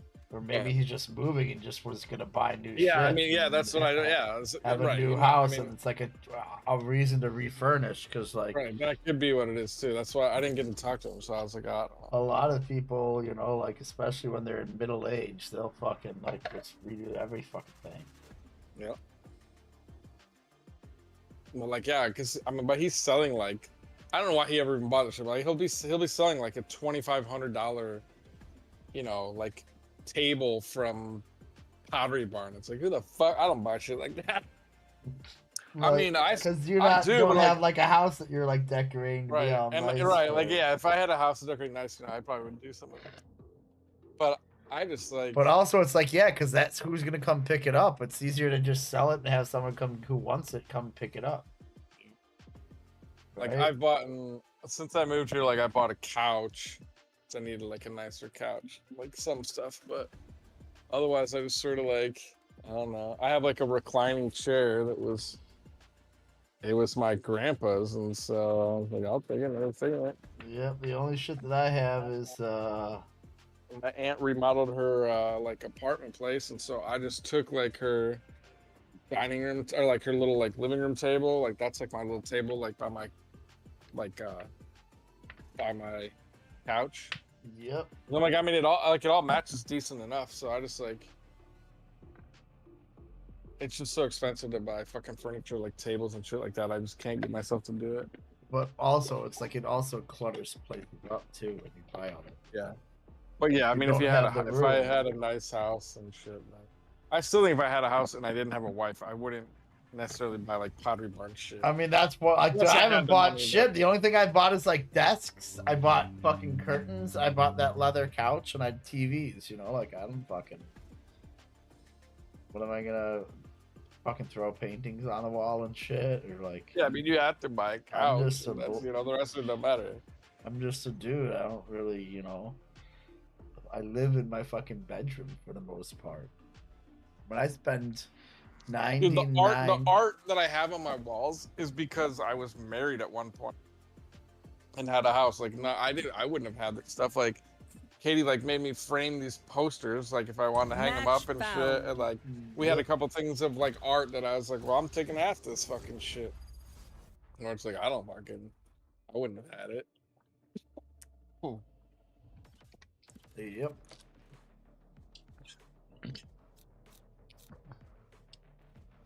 Sunny Rice X. That Clove has a lot of powers, and she's not bad, but I just don't know if I'm skilled enough to use all that stuff out quickly and good. Yep, never played her, never played whatever this other bitch is. ISO. Gecko. It's like now, dude, before there was like a fucking 2 lines of 5 or whatever. Now it's like there's just fucking so many people. I don't know. I don't even have everybody unlocked yet. It's like by the time that Valorant, I can see Valorant having like 4 lines straight of people in a year or 2. I don't have Clove unlocked, that's why. You have Clove unlocked? Yeah, you can probably unlock. I mean, you can buy her now with those whatever credits, and you accumulate them so fast that I just buy it. Yeah, I'll do that. I just well, last time we tried, you couldn't do it. Yeah, I think the thing is over. Her like, I don't know what it's. Her like recruitment period or some shit. Yep. Well, I didn't play that much. So my sister's school had the alarm go off for like an intruder, and like they all reacted as if it was real. Like they still don't know exactly what happened, but like everyone responded like if it was like it was real. It wasn't a drill. They all went to like a lockdown. We're like, hey, they all like freaked out, and then my sister said they had like they sort of like have these like where they like sort of barricade the door even though they lock. And Maggie was like holding this like cord that was like tied to the door handle, and one of her students, I guess, was like, "Sit the fuck down! I'm holding this thing." Like, and she was like, you know, I didn't really care that he swore, but he was just like, you know, she was like, "Yeah, your brother's stronger than me, cool." Yeah, he said he is like, he said he thinks he's on like either the football team or wrestling team or something, and he was just like, no. He's like, "Yeah, we're gonna. Someone's coming in here to get in. We're not letting you. You're not gonna be the one Like, to do it." I know you were a former high school athlete or whatever you say. Well, the other day she took Chloe and Lucas and her husband. They went to the fucking batting cages, and I guess Maggie got in there and was like hitting the shit. Like she was the guy who was hitting him, and Nick thought I was like the best softball player he's ever seen. She's like, I mean, what the fuck did he think? She's like, I played 1,000 games a year. She's like, I just was hitting the ball. Yep. It's like he sucks at baseball. Yep. Like, oh, well, that's he's like, clearly like, like not an athlete. Yeah, that's why I was people like, that suck at baseball can't. Like he played basketball, but he. how about he did not do baseball. Jordan Burroughs getting fucking dunked on? I know. And now I'm kind of Look- like, do you think? Because he that looked was old. Nolf was the guy who they were him and Bickle were in an argument about. I'm like, dude, I hope they set that up for a fucking Bo Bickle versus Jordan Burroughs. Player standing. MMA fight. Spike down B. I don't know. Like Burroughs is like the thing with Burroughs is like he's figured out how to like monetize being a wrestler. So like that's why I think he's still competing because he's just not that good anymore. I mean, not that he's bad. Obviously, 30 seconds left. Well, he's yeah, old and that's slow. what he does. Though. Yeah. So. Right, that's his job though. So the key is. What are you doing? my gosh, What's this dude. person doing? He has a spike. He doesn't go try to plant it. Now he's too late. 10 Now seconds he's left. too late, but- Yep. Saw that coming from a mile away. You're a little bitch. When Reina gets started, it's hard to stop her. I'd like to avoid that, please. Oh, that's it. And Sunny Rice. I finished Shogun. I don't Any really. rule? I'm like, dude. Yeah, I don't It's know. like kind of like it's not like a Game of Thrones thing, but it's like kind of like Why do you build you have these fake products that are so great, and then you fucking fumble at the goal line? Yep. It was fine. I didn't like hate it. Yeah, I it didn't was- hate yeah. the episode, but it was just like I was like, okay. I never really was that. Behind. I just got smoked from behind. I know. I'm waiting for him. Oh my god! I still died. Last player standing. Watered down with the old Odin. God, this is what's Round gonna happen 2. again. I'm done with this thing. He says their bullets tickle. What am I doing? It's because we're in iron, so we get all these dopes. I was in bronze. You're the one who said you're the one who jinxed it. Cause like I'm never going back down, and I was like, dude, yeah. I should have never played with you again. But every time I played with you, I lose. It's like just lost. That's how it is. I don't get it.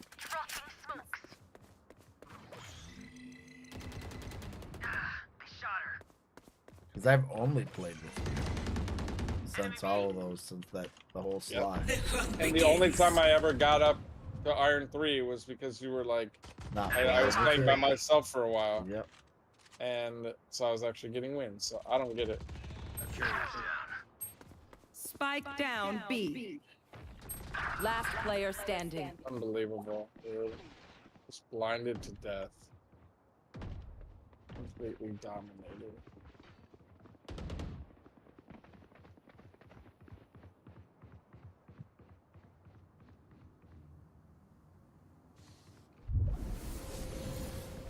Barrier created. I have the spike. Enemy removed. One dead.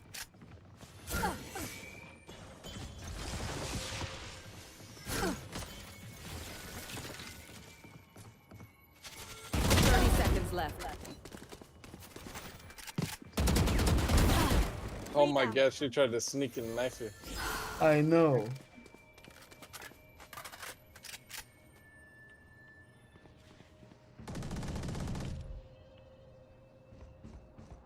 One enemy remaining. Go down. 10 seconds left. Spike planted. Bye! I can't. I just. Ah, damn. I'm sorry.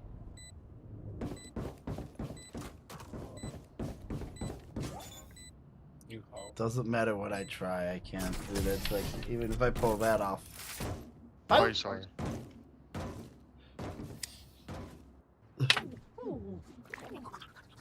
That's true. Good advice. Good advice.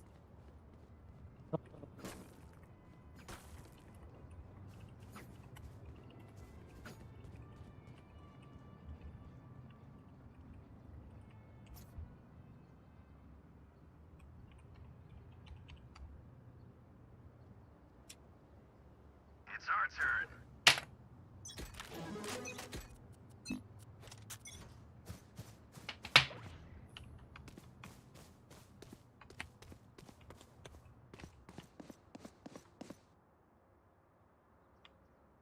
Let's go.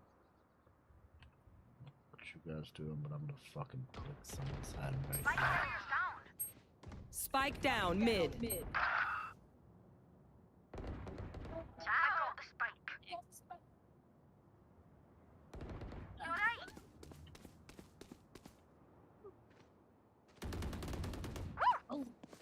Healing. Get in there and plant that bitch. Ah!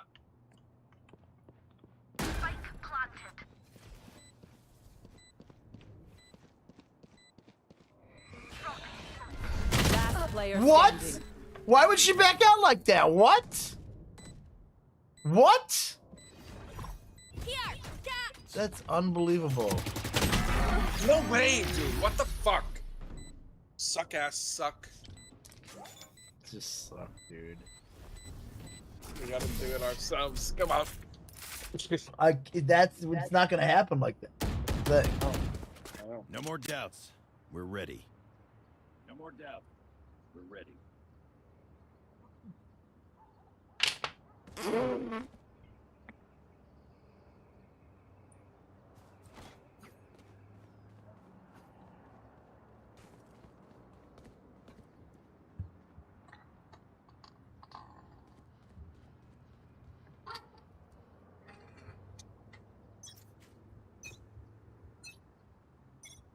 Hi! I'm pissed!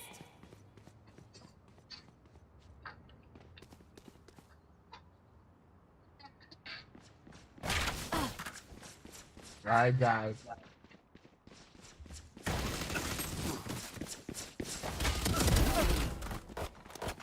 Reloading. My ult's ready.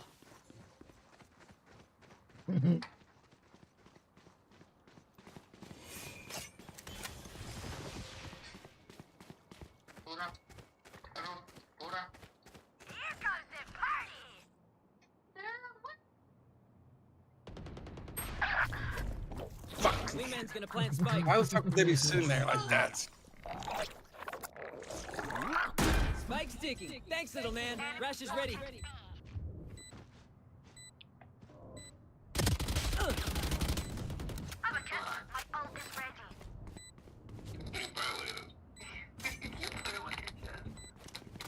Dropping smoke.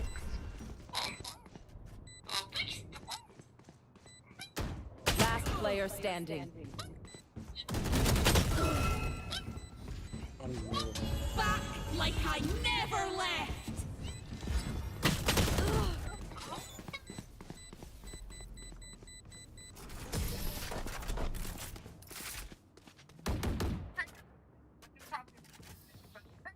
One downside to being immortal. I can't play dead.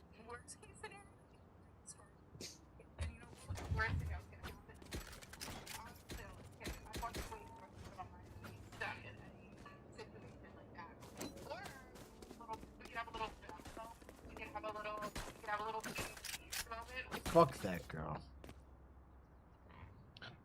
See you on the I other don't side. like her.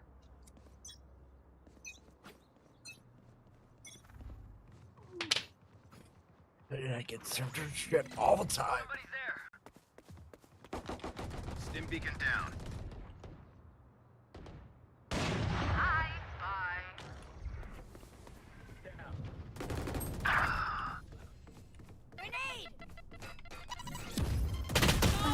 What? There was one right there still?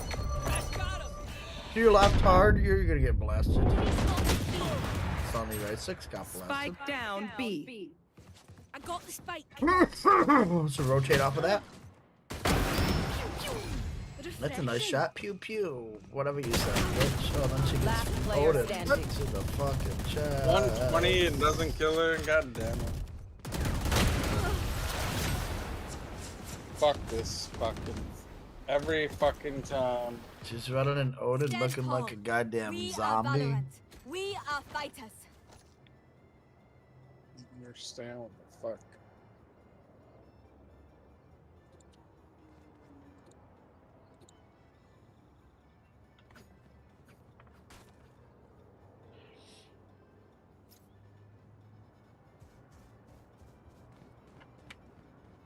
I must stop their Reyna.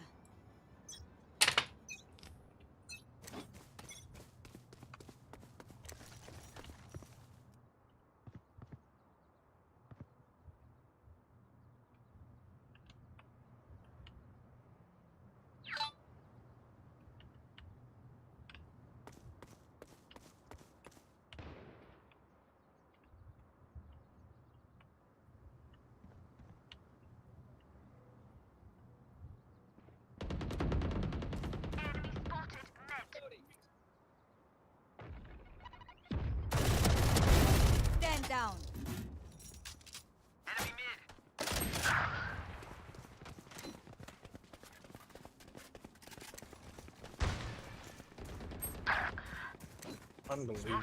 Nobody was. Barrier created.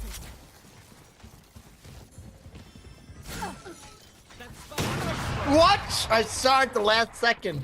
I didn't know she was right in the corner. She was right in that corner to your left, Sonny. Spike planted. Thanks. Why'd you walk past her? Why'd you go out of that? Oh my goodness. You're dead. One enemy remaining. He hit the double shot. Nice, Oh my nice, gosh. nice, nice, nice, nice. Double shot. Went through one head, through the other head. Goodness, Gecko! What was that? That's like me with the ladies on the weekend.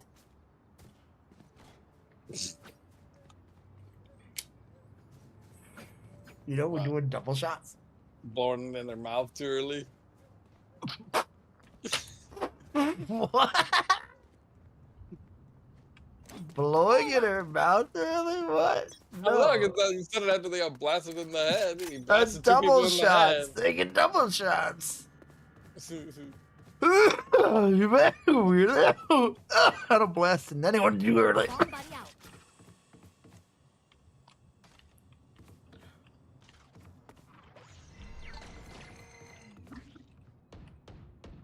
Bows and arrow. Should we rotate? Yeah, let's rotate. Let's rotate. Let's rotate. Let us rotate.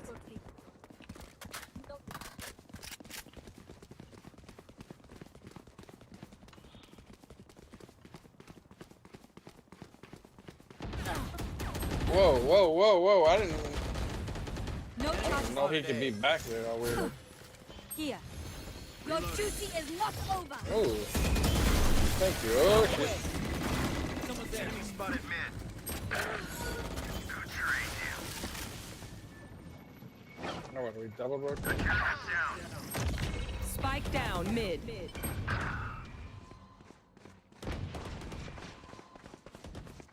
30 seconds left. Last player. No, 114 honor, dude. This girl runs an Odin all game, every game. Fucking what the fuck? No, every round. Is my stream frozen? Oh no, it's Stay in range of my stim beacon. We'll mow them down. stupid.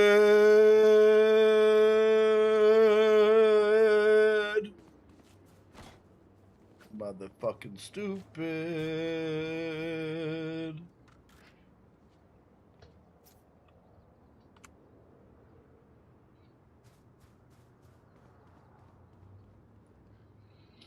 Fuck you.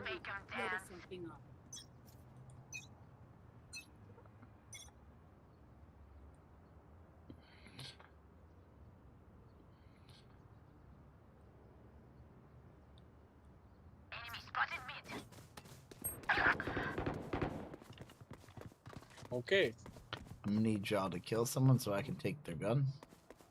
I can't do anything. I just got killed looking at one person and shot by him. Launching smoke. Here. They run right back here on me. I have to headshot this bitch. And gun. Here.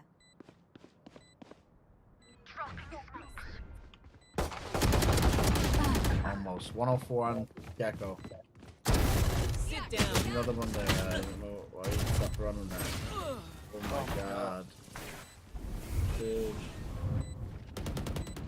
Last player standing. He's got a fucking order, he doesn't just keep shooting. I know. Last player standing. I might do it, but nobody was in there.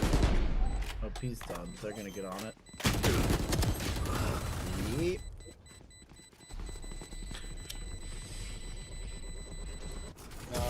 Oh, I don't think he got it actually, but. Well, Greg, I think I'm gonna play a game of soccer after this with you. If you want to play, then I'm going to bed. Okay. Sorry, I'm tired, and I also want to go finish. I started watching this show about SummerSlam, then I fall asleep. I'm like, man, you know, one of my fucking most underestimated abilities is the ability to put some form of media on and then fall asleep. Yeah. I'm telling you, I'm fucking so good at that shit.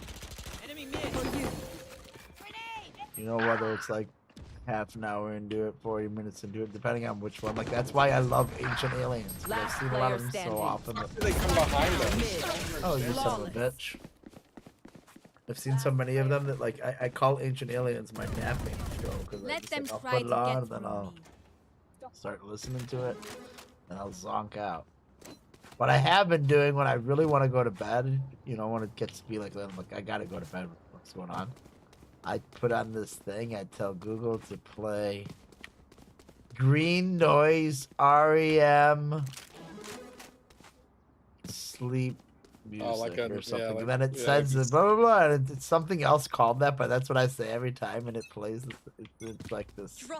It's like a combination of like Native American whistles and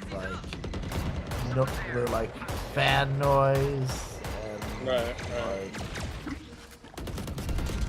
weird ocean winds shit. It's like, and then there's like some weird chanting in there, I think too. It'll fucking. I'm telling you, I get great sleep. 'Cause usually I wake up One like enemy I'm telling remaining. you, like fucking, probably like 30 One times enemy a night. remaining. But then when I listen to this shit, I just kind of like zonk out, and then I wake up and the fucking alarm's going off. Last round in Like the holy half. fuck, I didn't. We cannot keep our goods after this. The thing is, I Then like to all. wake up sometimes because then I'm like, oh, I still have this long to sleep. Cool. Yeah. Yeah. I like that. It's like, oh, I have 2 more hours to sleep. Sweet.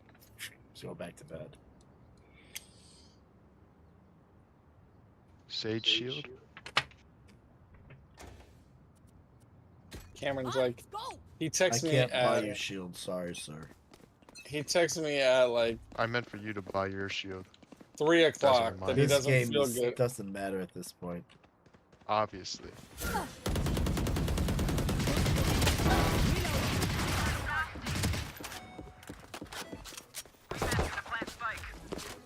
You will not kill my allies.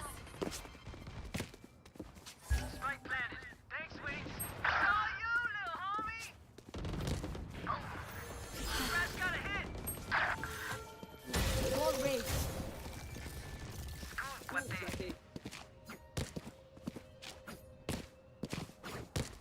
One enemy remaining. I got him here. Plant the spike. I got him here. We're just playing with each It's already other. planted. It's already planted. It's already planted. Slip away quietly. 9-3 their ass. Let's go. Switching sides. My smokes can block the enemy's line of sight. Once they're blind, we move.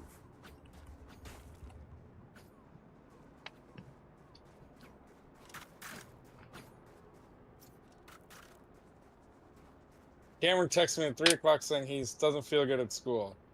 He gets home from school, and I'm like, how you feel? He's like, oh, I'm fine. He's like, that class just made me not feel good. I'm like, what? Yeah, I'm like, how does that make any It's sense? psychological. And I was like, whatever. I was just like, yeah, that sounds like I just don't even care. He's like, I didn't miss anything. He's like, They I were just, showing me fucking dude. If you ever seen a goddamn birth, that shit will make you feel bad and die. he said it was like smelled weird in there, and like he was just being all sensitive about it. I was like, I don't care. He left that class, went to the nurse. I'm like, but you have an hour left, so now you just have to stay there though. That's cool. Enemy spotted B. But he went to practice and then was fine. So I don't know. Something must have happened in that Yeah. class. He didn't want to be there. Because he was fine when he got home. Oh, he was sort of crabby, but then he ate food. That's what it was. He was just hungry. One He ate enemy food, and then all of a remaining. sudden he was happy and. Katie will always be like, she'll text me being like, Cameron's doing this, that. And I'm like, did you give him food? And I'm like, he's just fucking hungry. But he acts like a woman.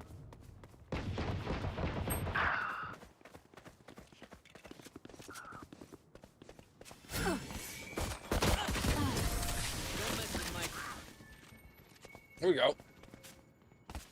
Oh, we're on the comeback. I'll teach them to respect their elders. Let's do this. Me and my Spectre. Oh, they only got handguns. Let's make something happen. I haven't bought a weapon on Valorant for a long time, and I don't think I'm buying any more.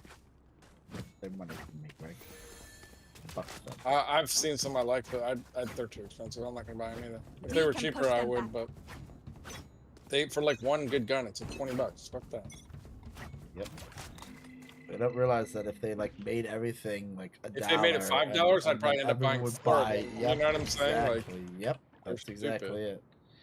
You would buy way more if the prices were lower than if they because just every once in a while, you know, you can come up with like $5 extra sometimes. Yeah, and you would want to like collect all of them. Like, oh, now I gotta get, Spike I gotta planted. get the fucking other Arrive the Spectre version. I gotta get it now. Jesus, you didn't check there, you motherfucker. I didn't know. I'm sorry. I don't know. I can't believe he didn't shoot you.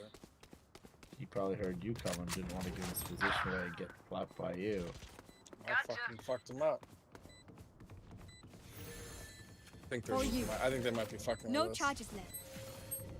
Wingman's on defuse. Smoke's down. Giving us a chance. One enemy remaining. How you do that? You see how I locked them out? 'Cause they had a different wall up, so I could just fucking. If you wall it must up. fall, then fall near With me. comeback.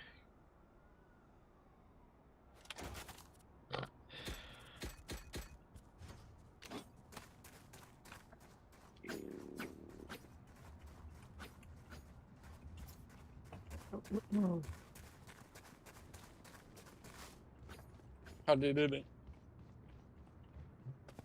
I don't quit. Who be texting me shit right now?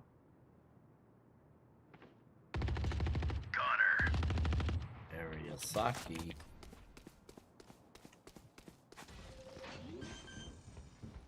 Oh my god, I got Spike clipped planted. hit 37 Gecko.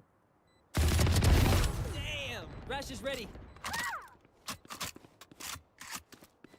Sonny X ain't gonna get in there, but you got 4-on-1. Let's go. Push together, move together. You can find him and slip him. You got him to the right, Sonny. Go, go, One go, Sonny. enemy Go, remaining. go. To the right, Sonny. Go. Launching. He's right here by Sonny. You got him. Yep, nice job. Flip it, click it. No.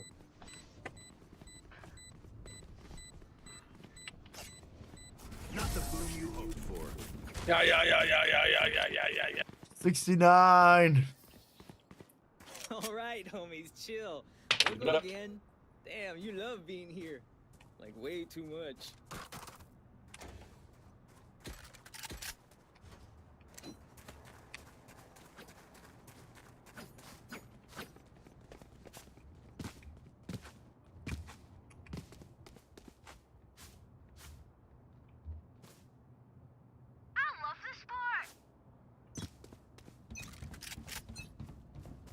Launching smoke.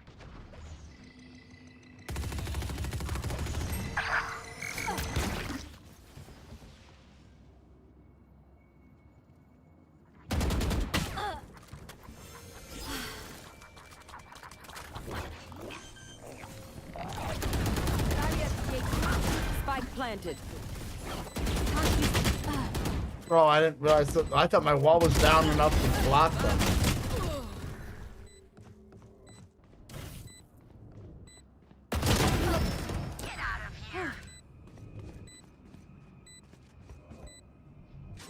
Click it, click it, click it. Click it. Click it, click it. Last player standing. No way, dude. I I fucked that up. That was my bad.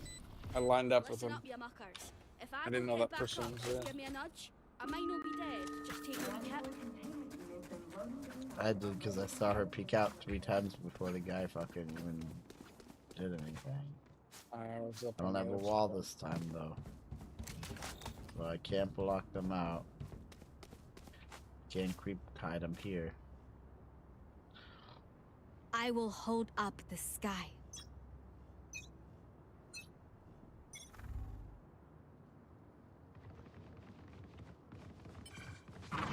Come to me, come to me, come to me. I fucking hit the Windows key. I got them ulted out of the game. I fucking needed people there. There we go. Good job. Spike Spikes down. Hi! I'm pissed! You will not kill my ally! One enemy remaining. Push, push together. Push, push. She's right there. Good job. Good job. It hurts, but I'm You listen well. You listen well. My ult is raised my firepower. I got this. We won't. Could I have a draw? Don't make me run.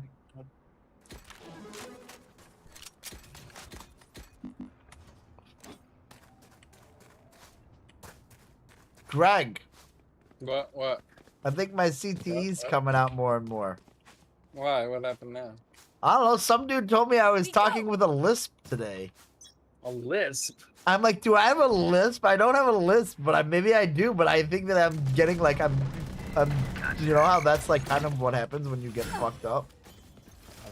Your voice. I mean, I've You never. start slurring your words and like, you know what I mean? know. I haven't noticed it. Yeah, dude. Are you kidding me? Maybe because you're just used to me talking or something. If But I'm my like, what the dad's- fuck? My dad stays up past 9 p.m. and he fucking starts slurring his words. There you go. It's like.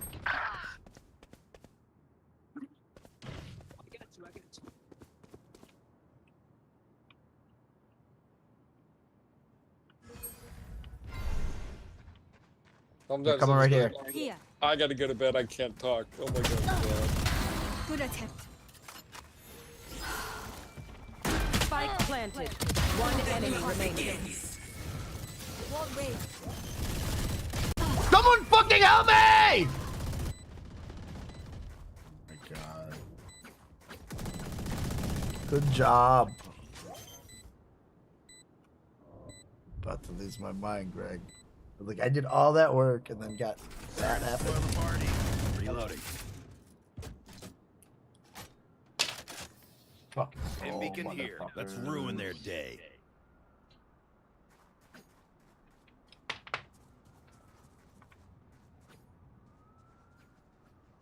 It sort of changed when we were kind of like, well, we'll run fucking Odin's too then. But I still haven't gone Odin yet. I don't think I've taken an Odin yet. Come on, little homies. Let's get it. It doesn't really help me that much. It doesn't help me that much either. I can aim better. You just get rat shots or something where you're just like, if I can Oh just yeah! spray and pray, Monster maybe on I'll the get loose! it. If I know that they're coming around the corner and I can pre-fire. And... They're not here, I don't think. They gotta be on the other side. Right? Because no, we don't even have anyone on the site protecting it. What's wrong with us, dude? This seems We sucks. did, I think. No, not one person. Spike planted.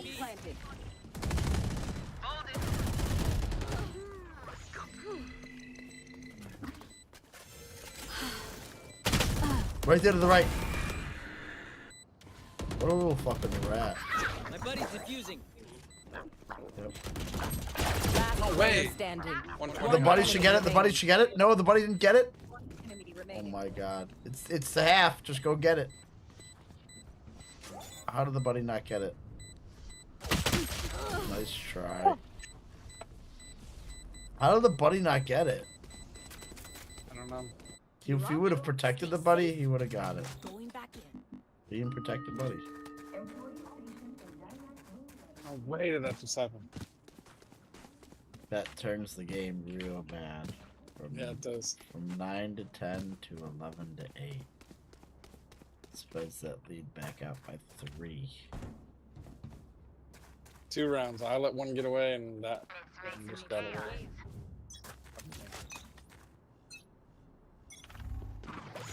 Here.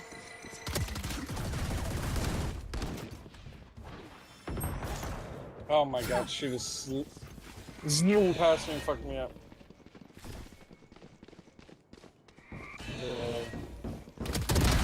Rest.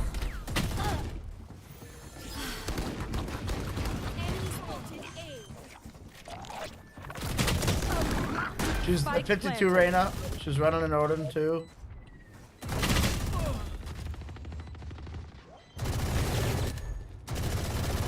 Last player standing.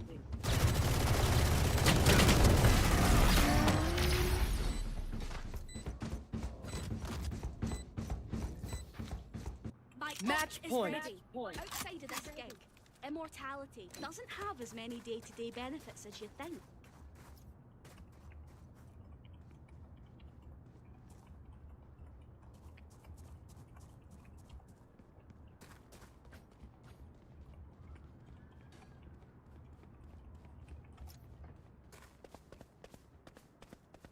As one.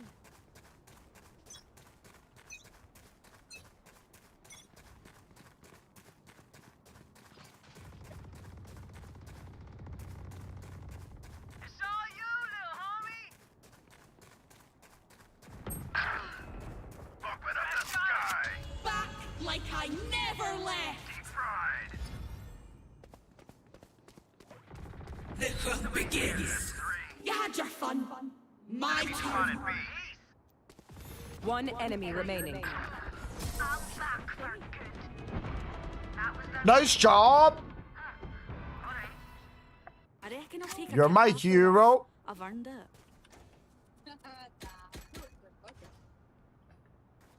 Are you listening in some other language, Greg? What the fuck was that? I don't know. It's one of the characters said something. In some other language? I don't think so. I think I just heard that. Let's do what we do.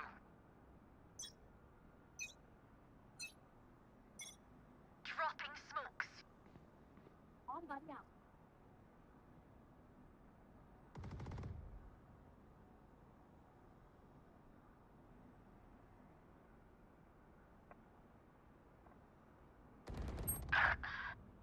Here they come, running audience. Wait. I'm already dead. Have one of Alright. these. Spike planted.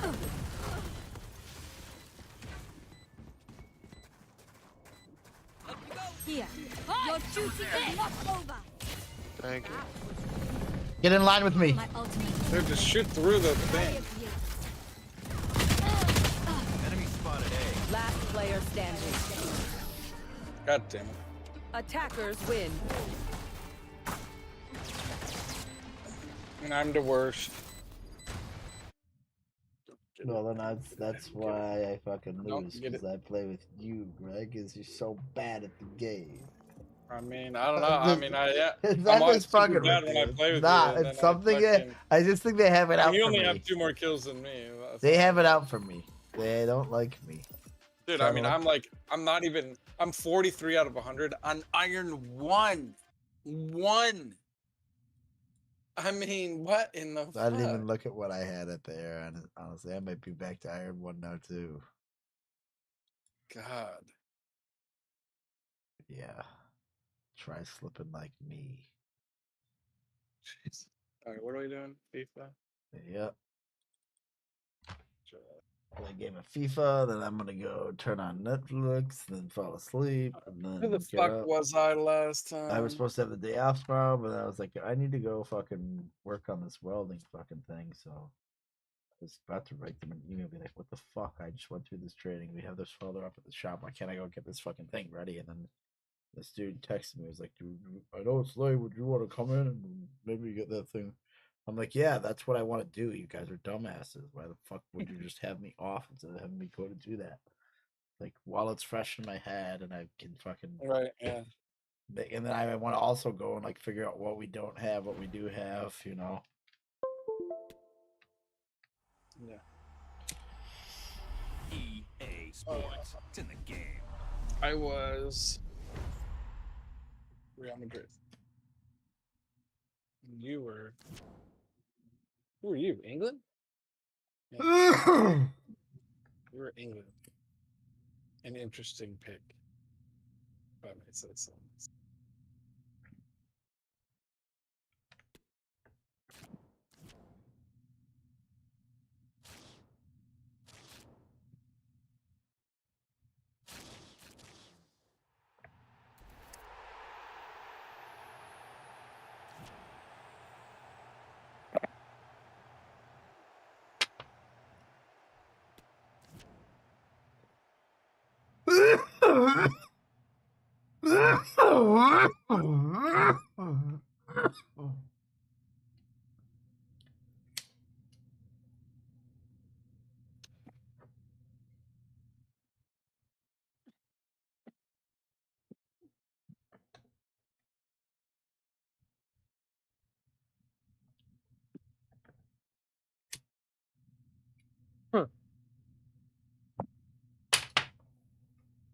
Okay.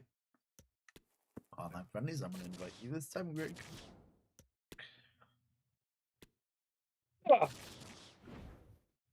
I'm gonna be.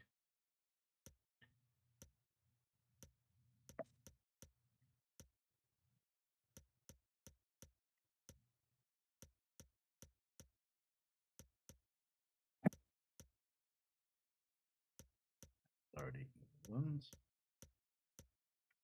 Couldn't fucking scroll this up.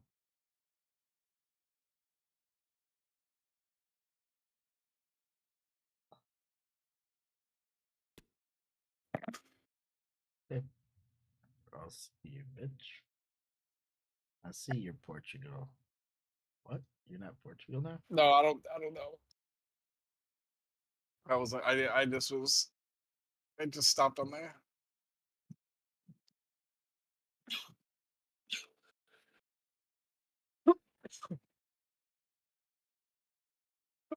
Goodbye, TikTok. Do you use TikTok, Greg? Yeah.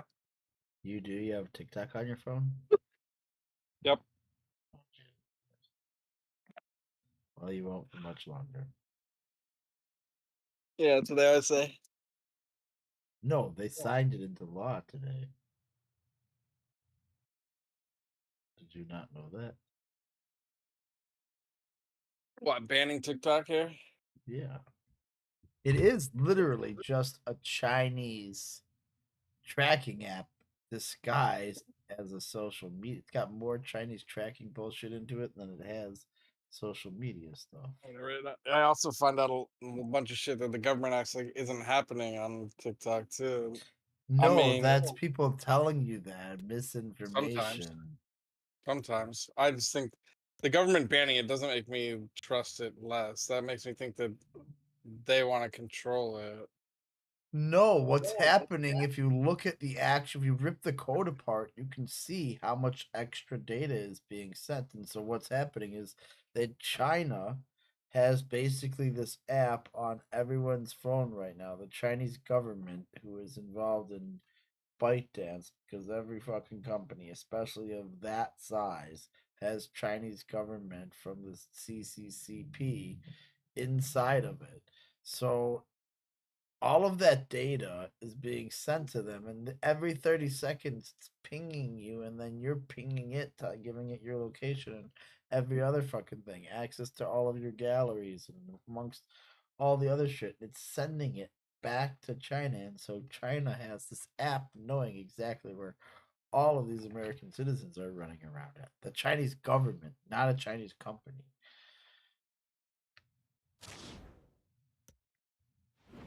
Well, I mean, it is what it is, but that's why they had. It's not the only app doing that. No, it is the only app. That's the difference. That's what I'm telling you. If you rip the code apart, if you put like a logger, go like run your network and watch a log, and go launch like Facebook or YouTube or whatever. It sends some data, but it does not send anywhere near the volume of data that TikTok does, and not the same different types. Like TikTok is just like, it's atrocious in what it does. It's different. But that's his intention. I'm telling you, it's basically a tracking app. It was intentionally made where, I mean, if you know the history, like how ByteDance even acquired that shit, they basically had Douyin. Douyin was basically, so they saw Vine collapse, right? And they saw this market for this short form in what we would call the Western world, right? Because they knew that there was because the only reason that Vine folded up was because Twitter basically ignored it and just, they bought it and then crushed it, you know, like at the same time when like Facebook was buying Snapchat and all the other Instagram and all the, which is like companies, big companies buying up these other social media companies. And so then they used, they saw that, they used Musical.ly. Remember Musical.ly? So ByteDance bought Musical.ly and used the Douyin, which was like a Chinese version of like kind of like a YouTube-ish kind of TikTok-ish type app. They used that algorithm that they had, which was a super good algorithm for people to like keep their attention. Oh my God. Spot on with that tackle. The Argentina first team. Emilio Martinez is the goalkeeper. Nicolas Otamendi starts with Marcos Acuna in the wide defense. So they use that algorithm with Alejandro Gomez in central midfield and leading the Lautaro Martinez plays alongside Paulo Dybala. I mean, yeah, he like reached in with his foot, pulled it out. It was crazy. Manuel Neuer begins in goal. Lucas Hernandez plays with Matthijs de Ligt. Oh, that was the ball right there. But Serge Gnabry starts with Kingsley Coman. Oh, what are you doing? And the focal point in Why would attack you go to is him? Thomas Müller.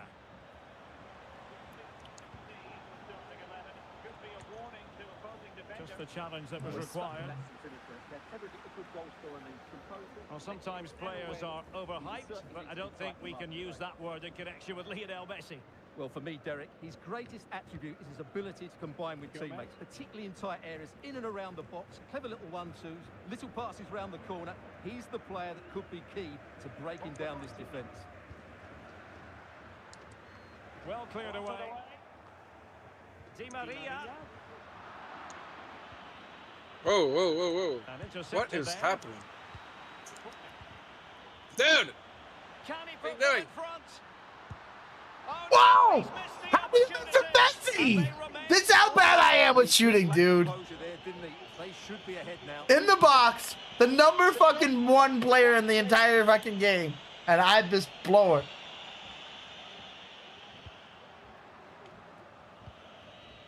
Joao Cancelo. Goretzka has it now. Coman. Coman. Thomas Müller might fancy this one. Decided to take on the shot from a difficult angle. Not a memorable effort, though. Well, you have to question the decision-making there. Could he have cut it back? The angle was always against him.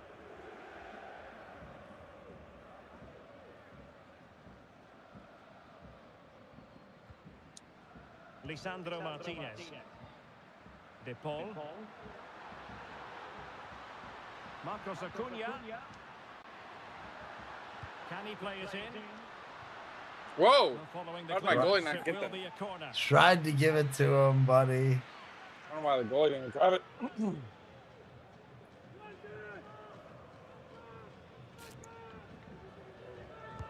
Playing it in. Well, he dealt with that ball played in rather well. It's come to nothing. Messi. Dybala. Oh, he almost bent that, bro.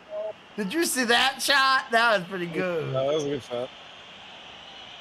It didn't make it in, but it was pretty fucking bendy.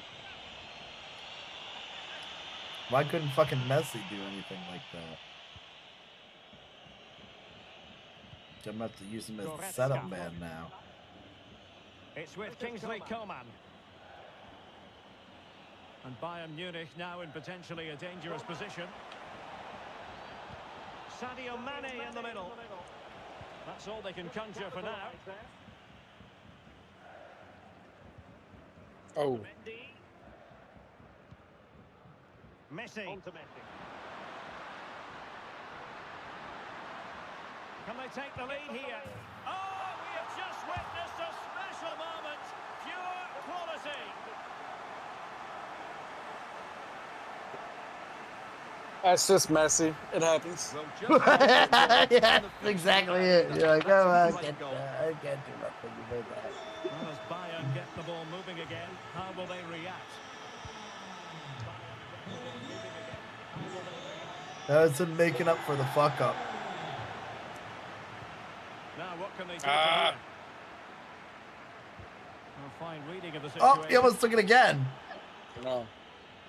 Well, let's see what they have in store for them on the break. God damn it! Why did you boot it way in front of yourself? Nice play. Lionel Messi. Who can he pick out? Out. And a throw in for Argentina. Well, that shouldn't What? really happen God from a damn throw it. in. Oh, he almost gave it away.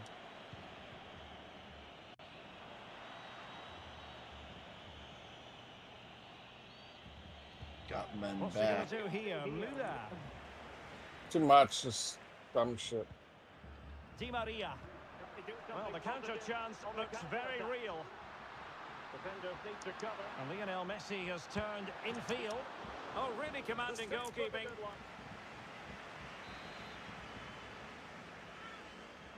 Getting warmed up. Just getting warmed up, buddy.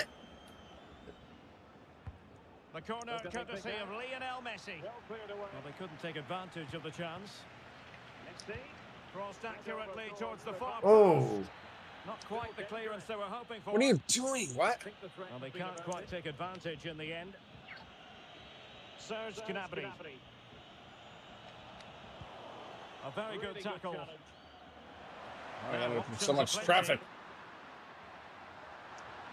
What the They took fuck? care of the situation defensively.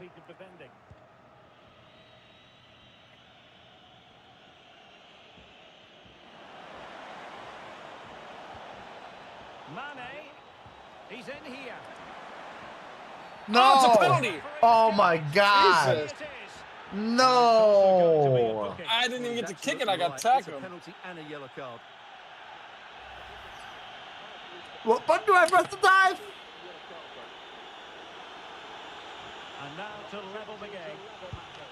In it goes. A Fuck. well-taken What, Yes. what button do I press to dive?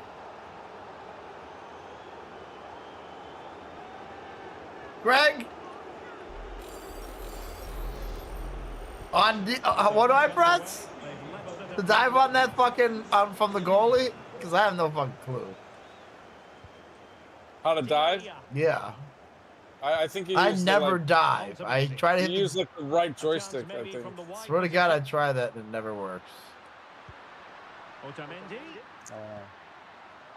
Oh shit! Oh shit! Oh, Making what? sure nothing untoward happened. God, Superb come tackle. on! How does it always end up like that? No, that's a penalty right there! No way! In the Nudge in box! front. Corner kick Nah. here. In the box! That was a loose ball. We just collided. Nope. Fired Bullshit. over by Messi. Fuck is that? And there it is, the half-time whistle. Woo! That was a struggle, but I'll take it. Well, you tend to expect football of a I should very have, high like, standard three- at from least three Lionel goals. Messi, Yeah. and that's exactly what he's delivering, Stuart. Well, I really liked his Messi first half is a of play. He's spinning certainly the most influential player on the field, and I'm expecting more of the same. I in the knew when he second. did that, I was like, oh, okay, that's a good one. I was like, Yeah. Jesus, fuck. He's gone.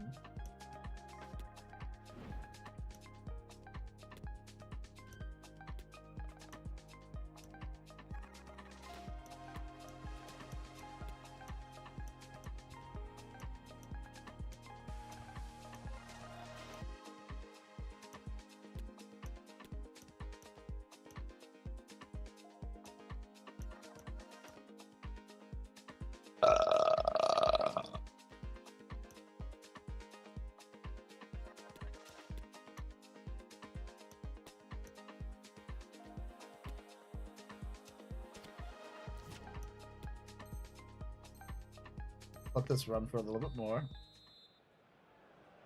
You ready? Yep. So they get the ball rolling in the second half. Even Steven here. So little to choose between the sides. What? What just happened? And a useful cross. Oh! Goalkeeper's ball. Not He the tried best to of crosses, sky was in it? there like a fucking crazy bastard. Yep. Martinez.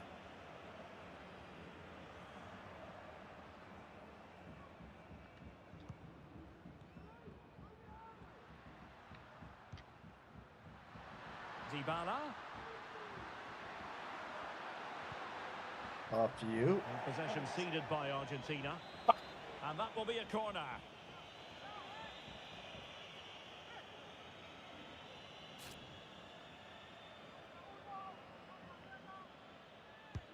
Fired over by Messi. Not away completely. Lionel Messi. Well, the keeper was always likely to do his job under I no don't pressure. know where that was going to.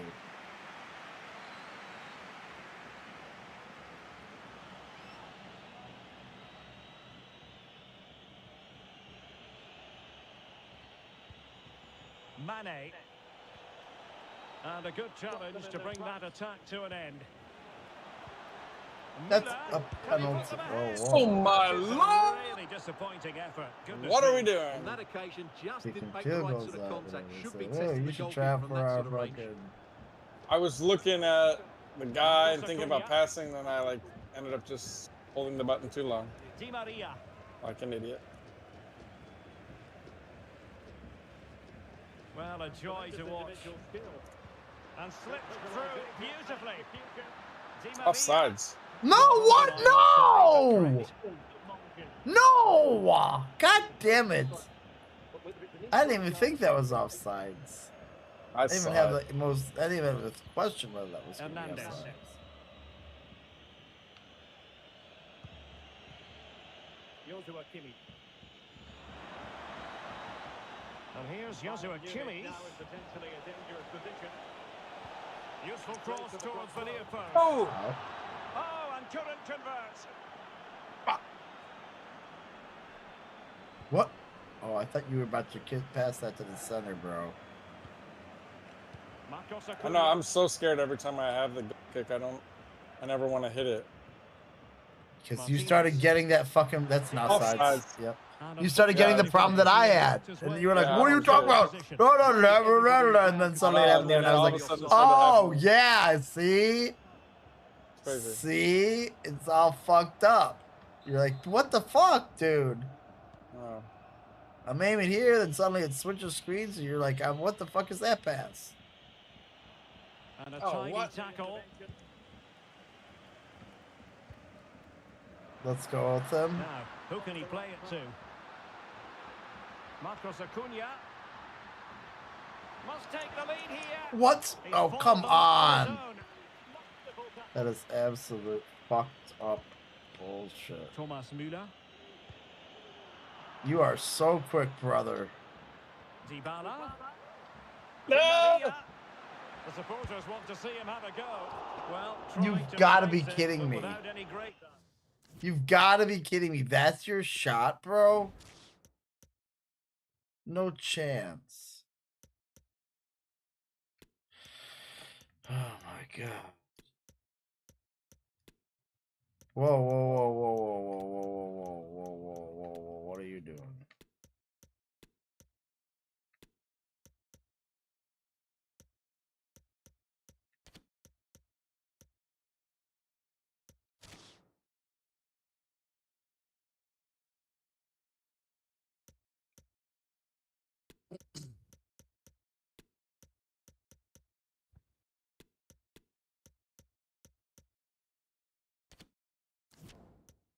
Try this strategy, Greg.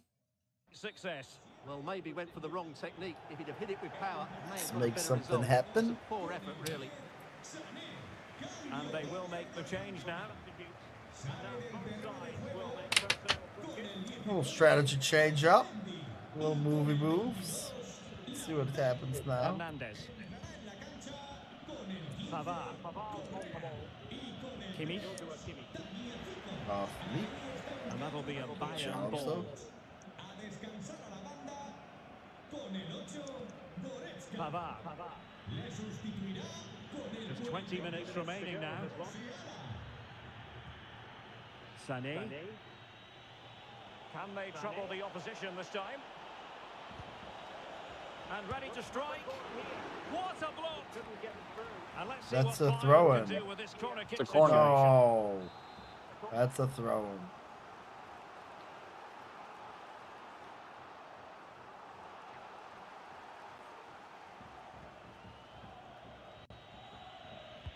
And played in by Kimmich. Oh, is that off you? No. A premium, though. He stuck his touch leg that. up. It almost looked like it touched him. Yeah, but then he knew it was Defender. going out, so he didn't touch it.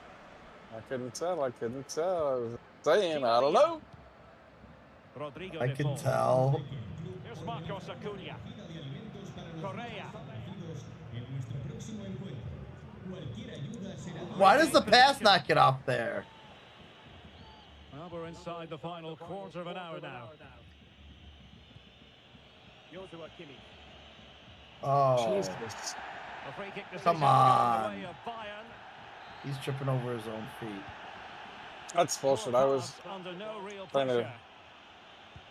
Beautifully disguised ball. Can't believe that's gonna happen. They could nudge in front. And a goal it is to put them in front again. I was trying to hit it to get it to go to the next screen. He just kicked it right away. Let's look at this again. To pick out this pass shows one Straight to the wrong guy. perfect, and then the perfect Wiki McKee out there. really does hit this with That power. little short-haired fucking blonde guy, he's pretty fucking quick. A dramatic moment near the end, and that might well be the decider. It's off you. Oh, come on. And Bayern, the recipients of the free kick here.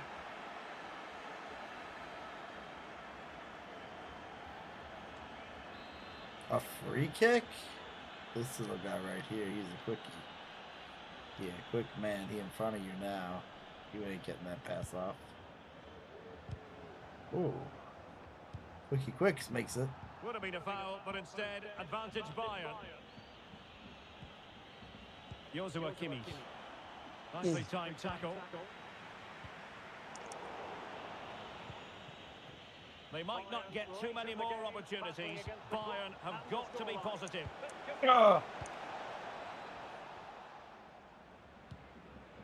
Lionel Messi. I can't believe off my free kick, I pass him the ball directly into a fucking shot that gives me the fucking 2-1 loss. I literally pass it directly to the guy. Magnificent defending. Pretty good moves, though, buddy. Argentina will get the throw So in. stupid. Played into the box. Pretty good ball, bro. Well, it came to nothing in the end.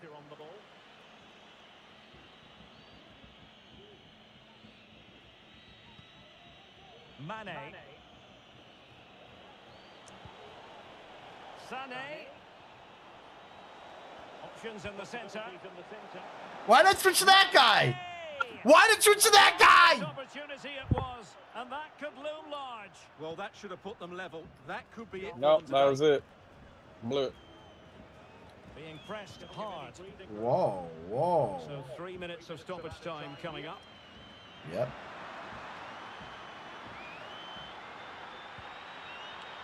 Dybala. Can he finish? Oh, that's a fucking penalty. Possession one.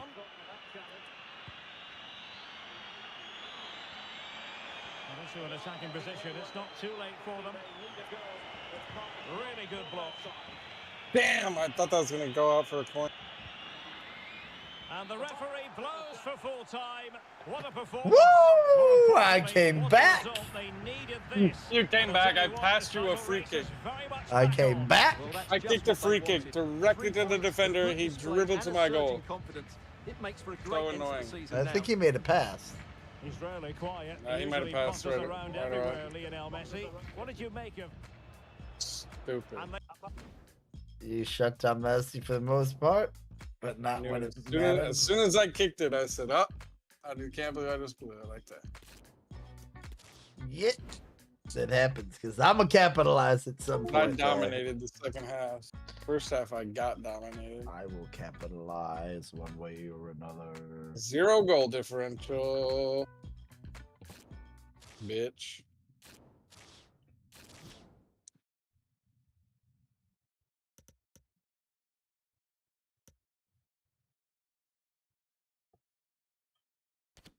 I'm out of this motherfucker.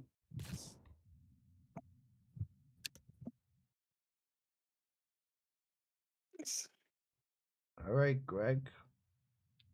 All right, Well, go watch whatever. you have a great evening. I'm gonna go.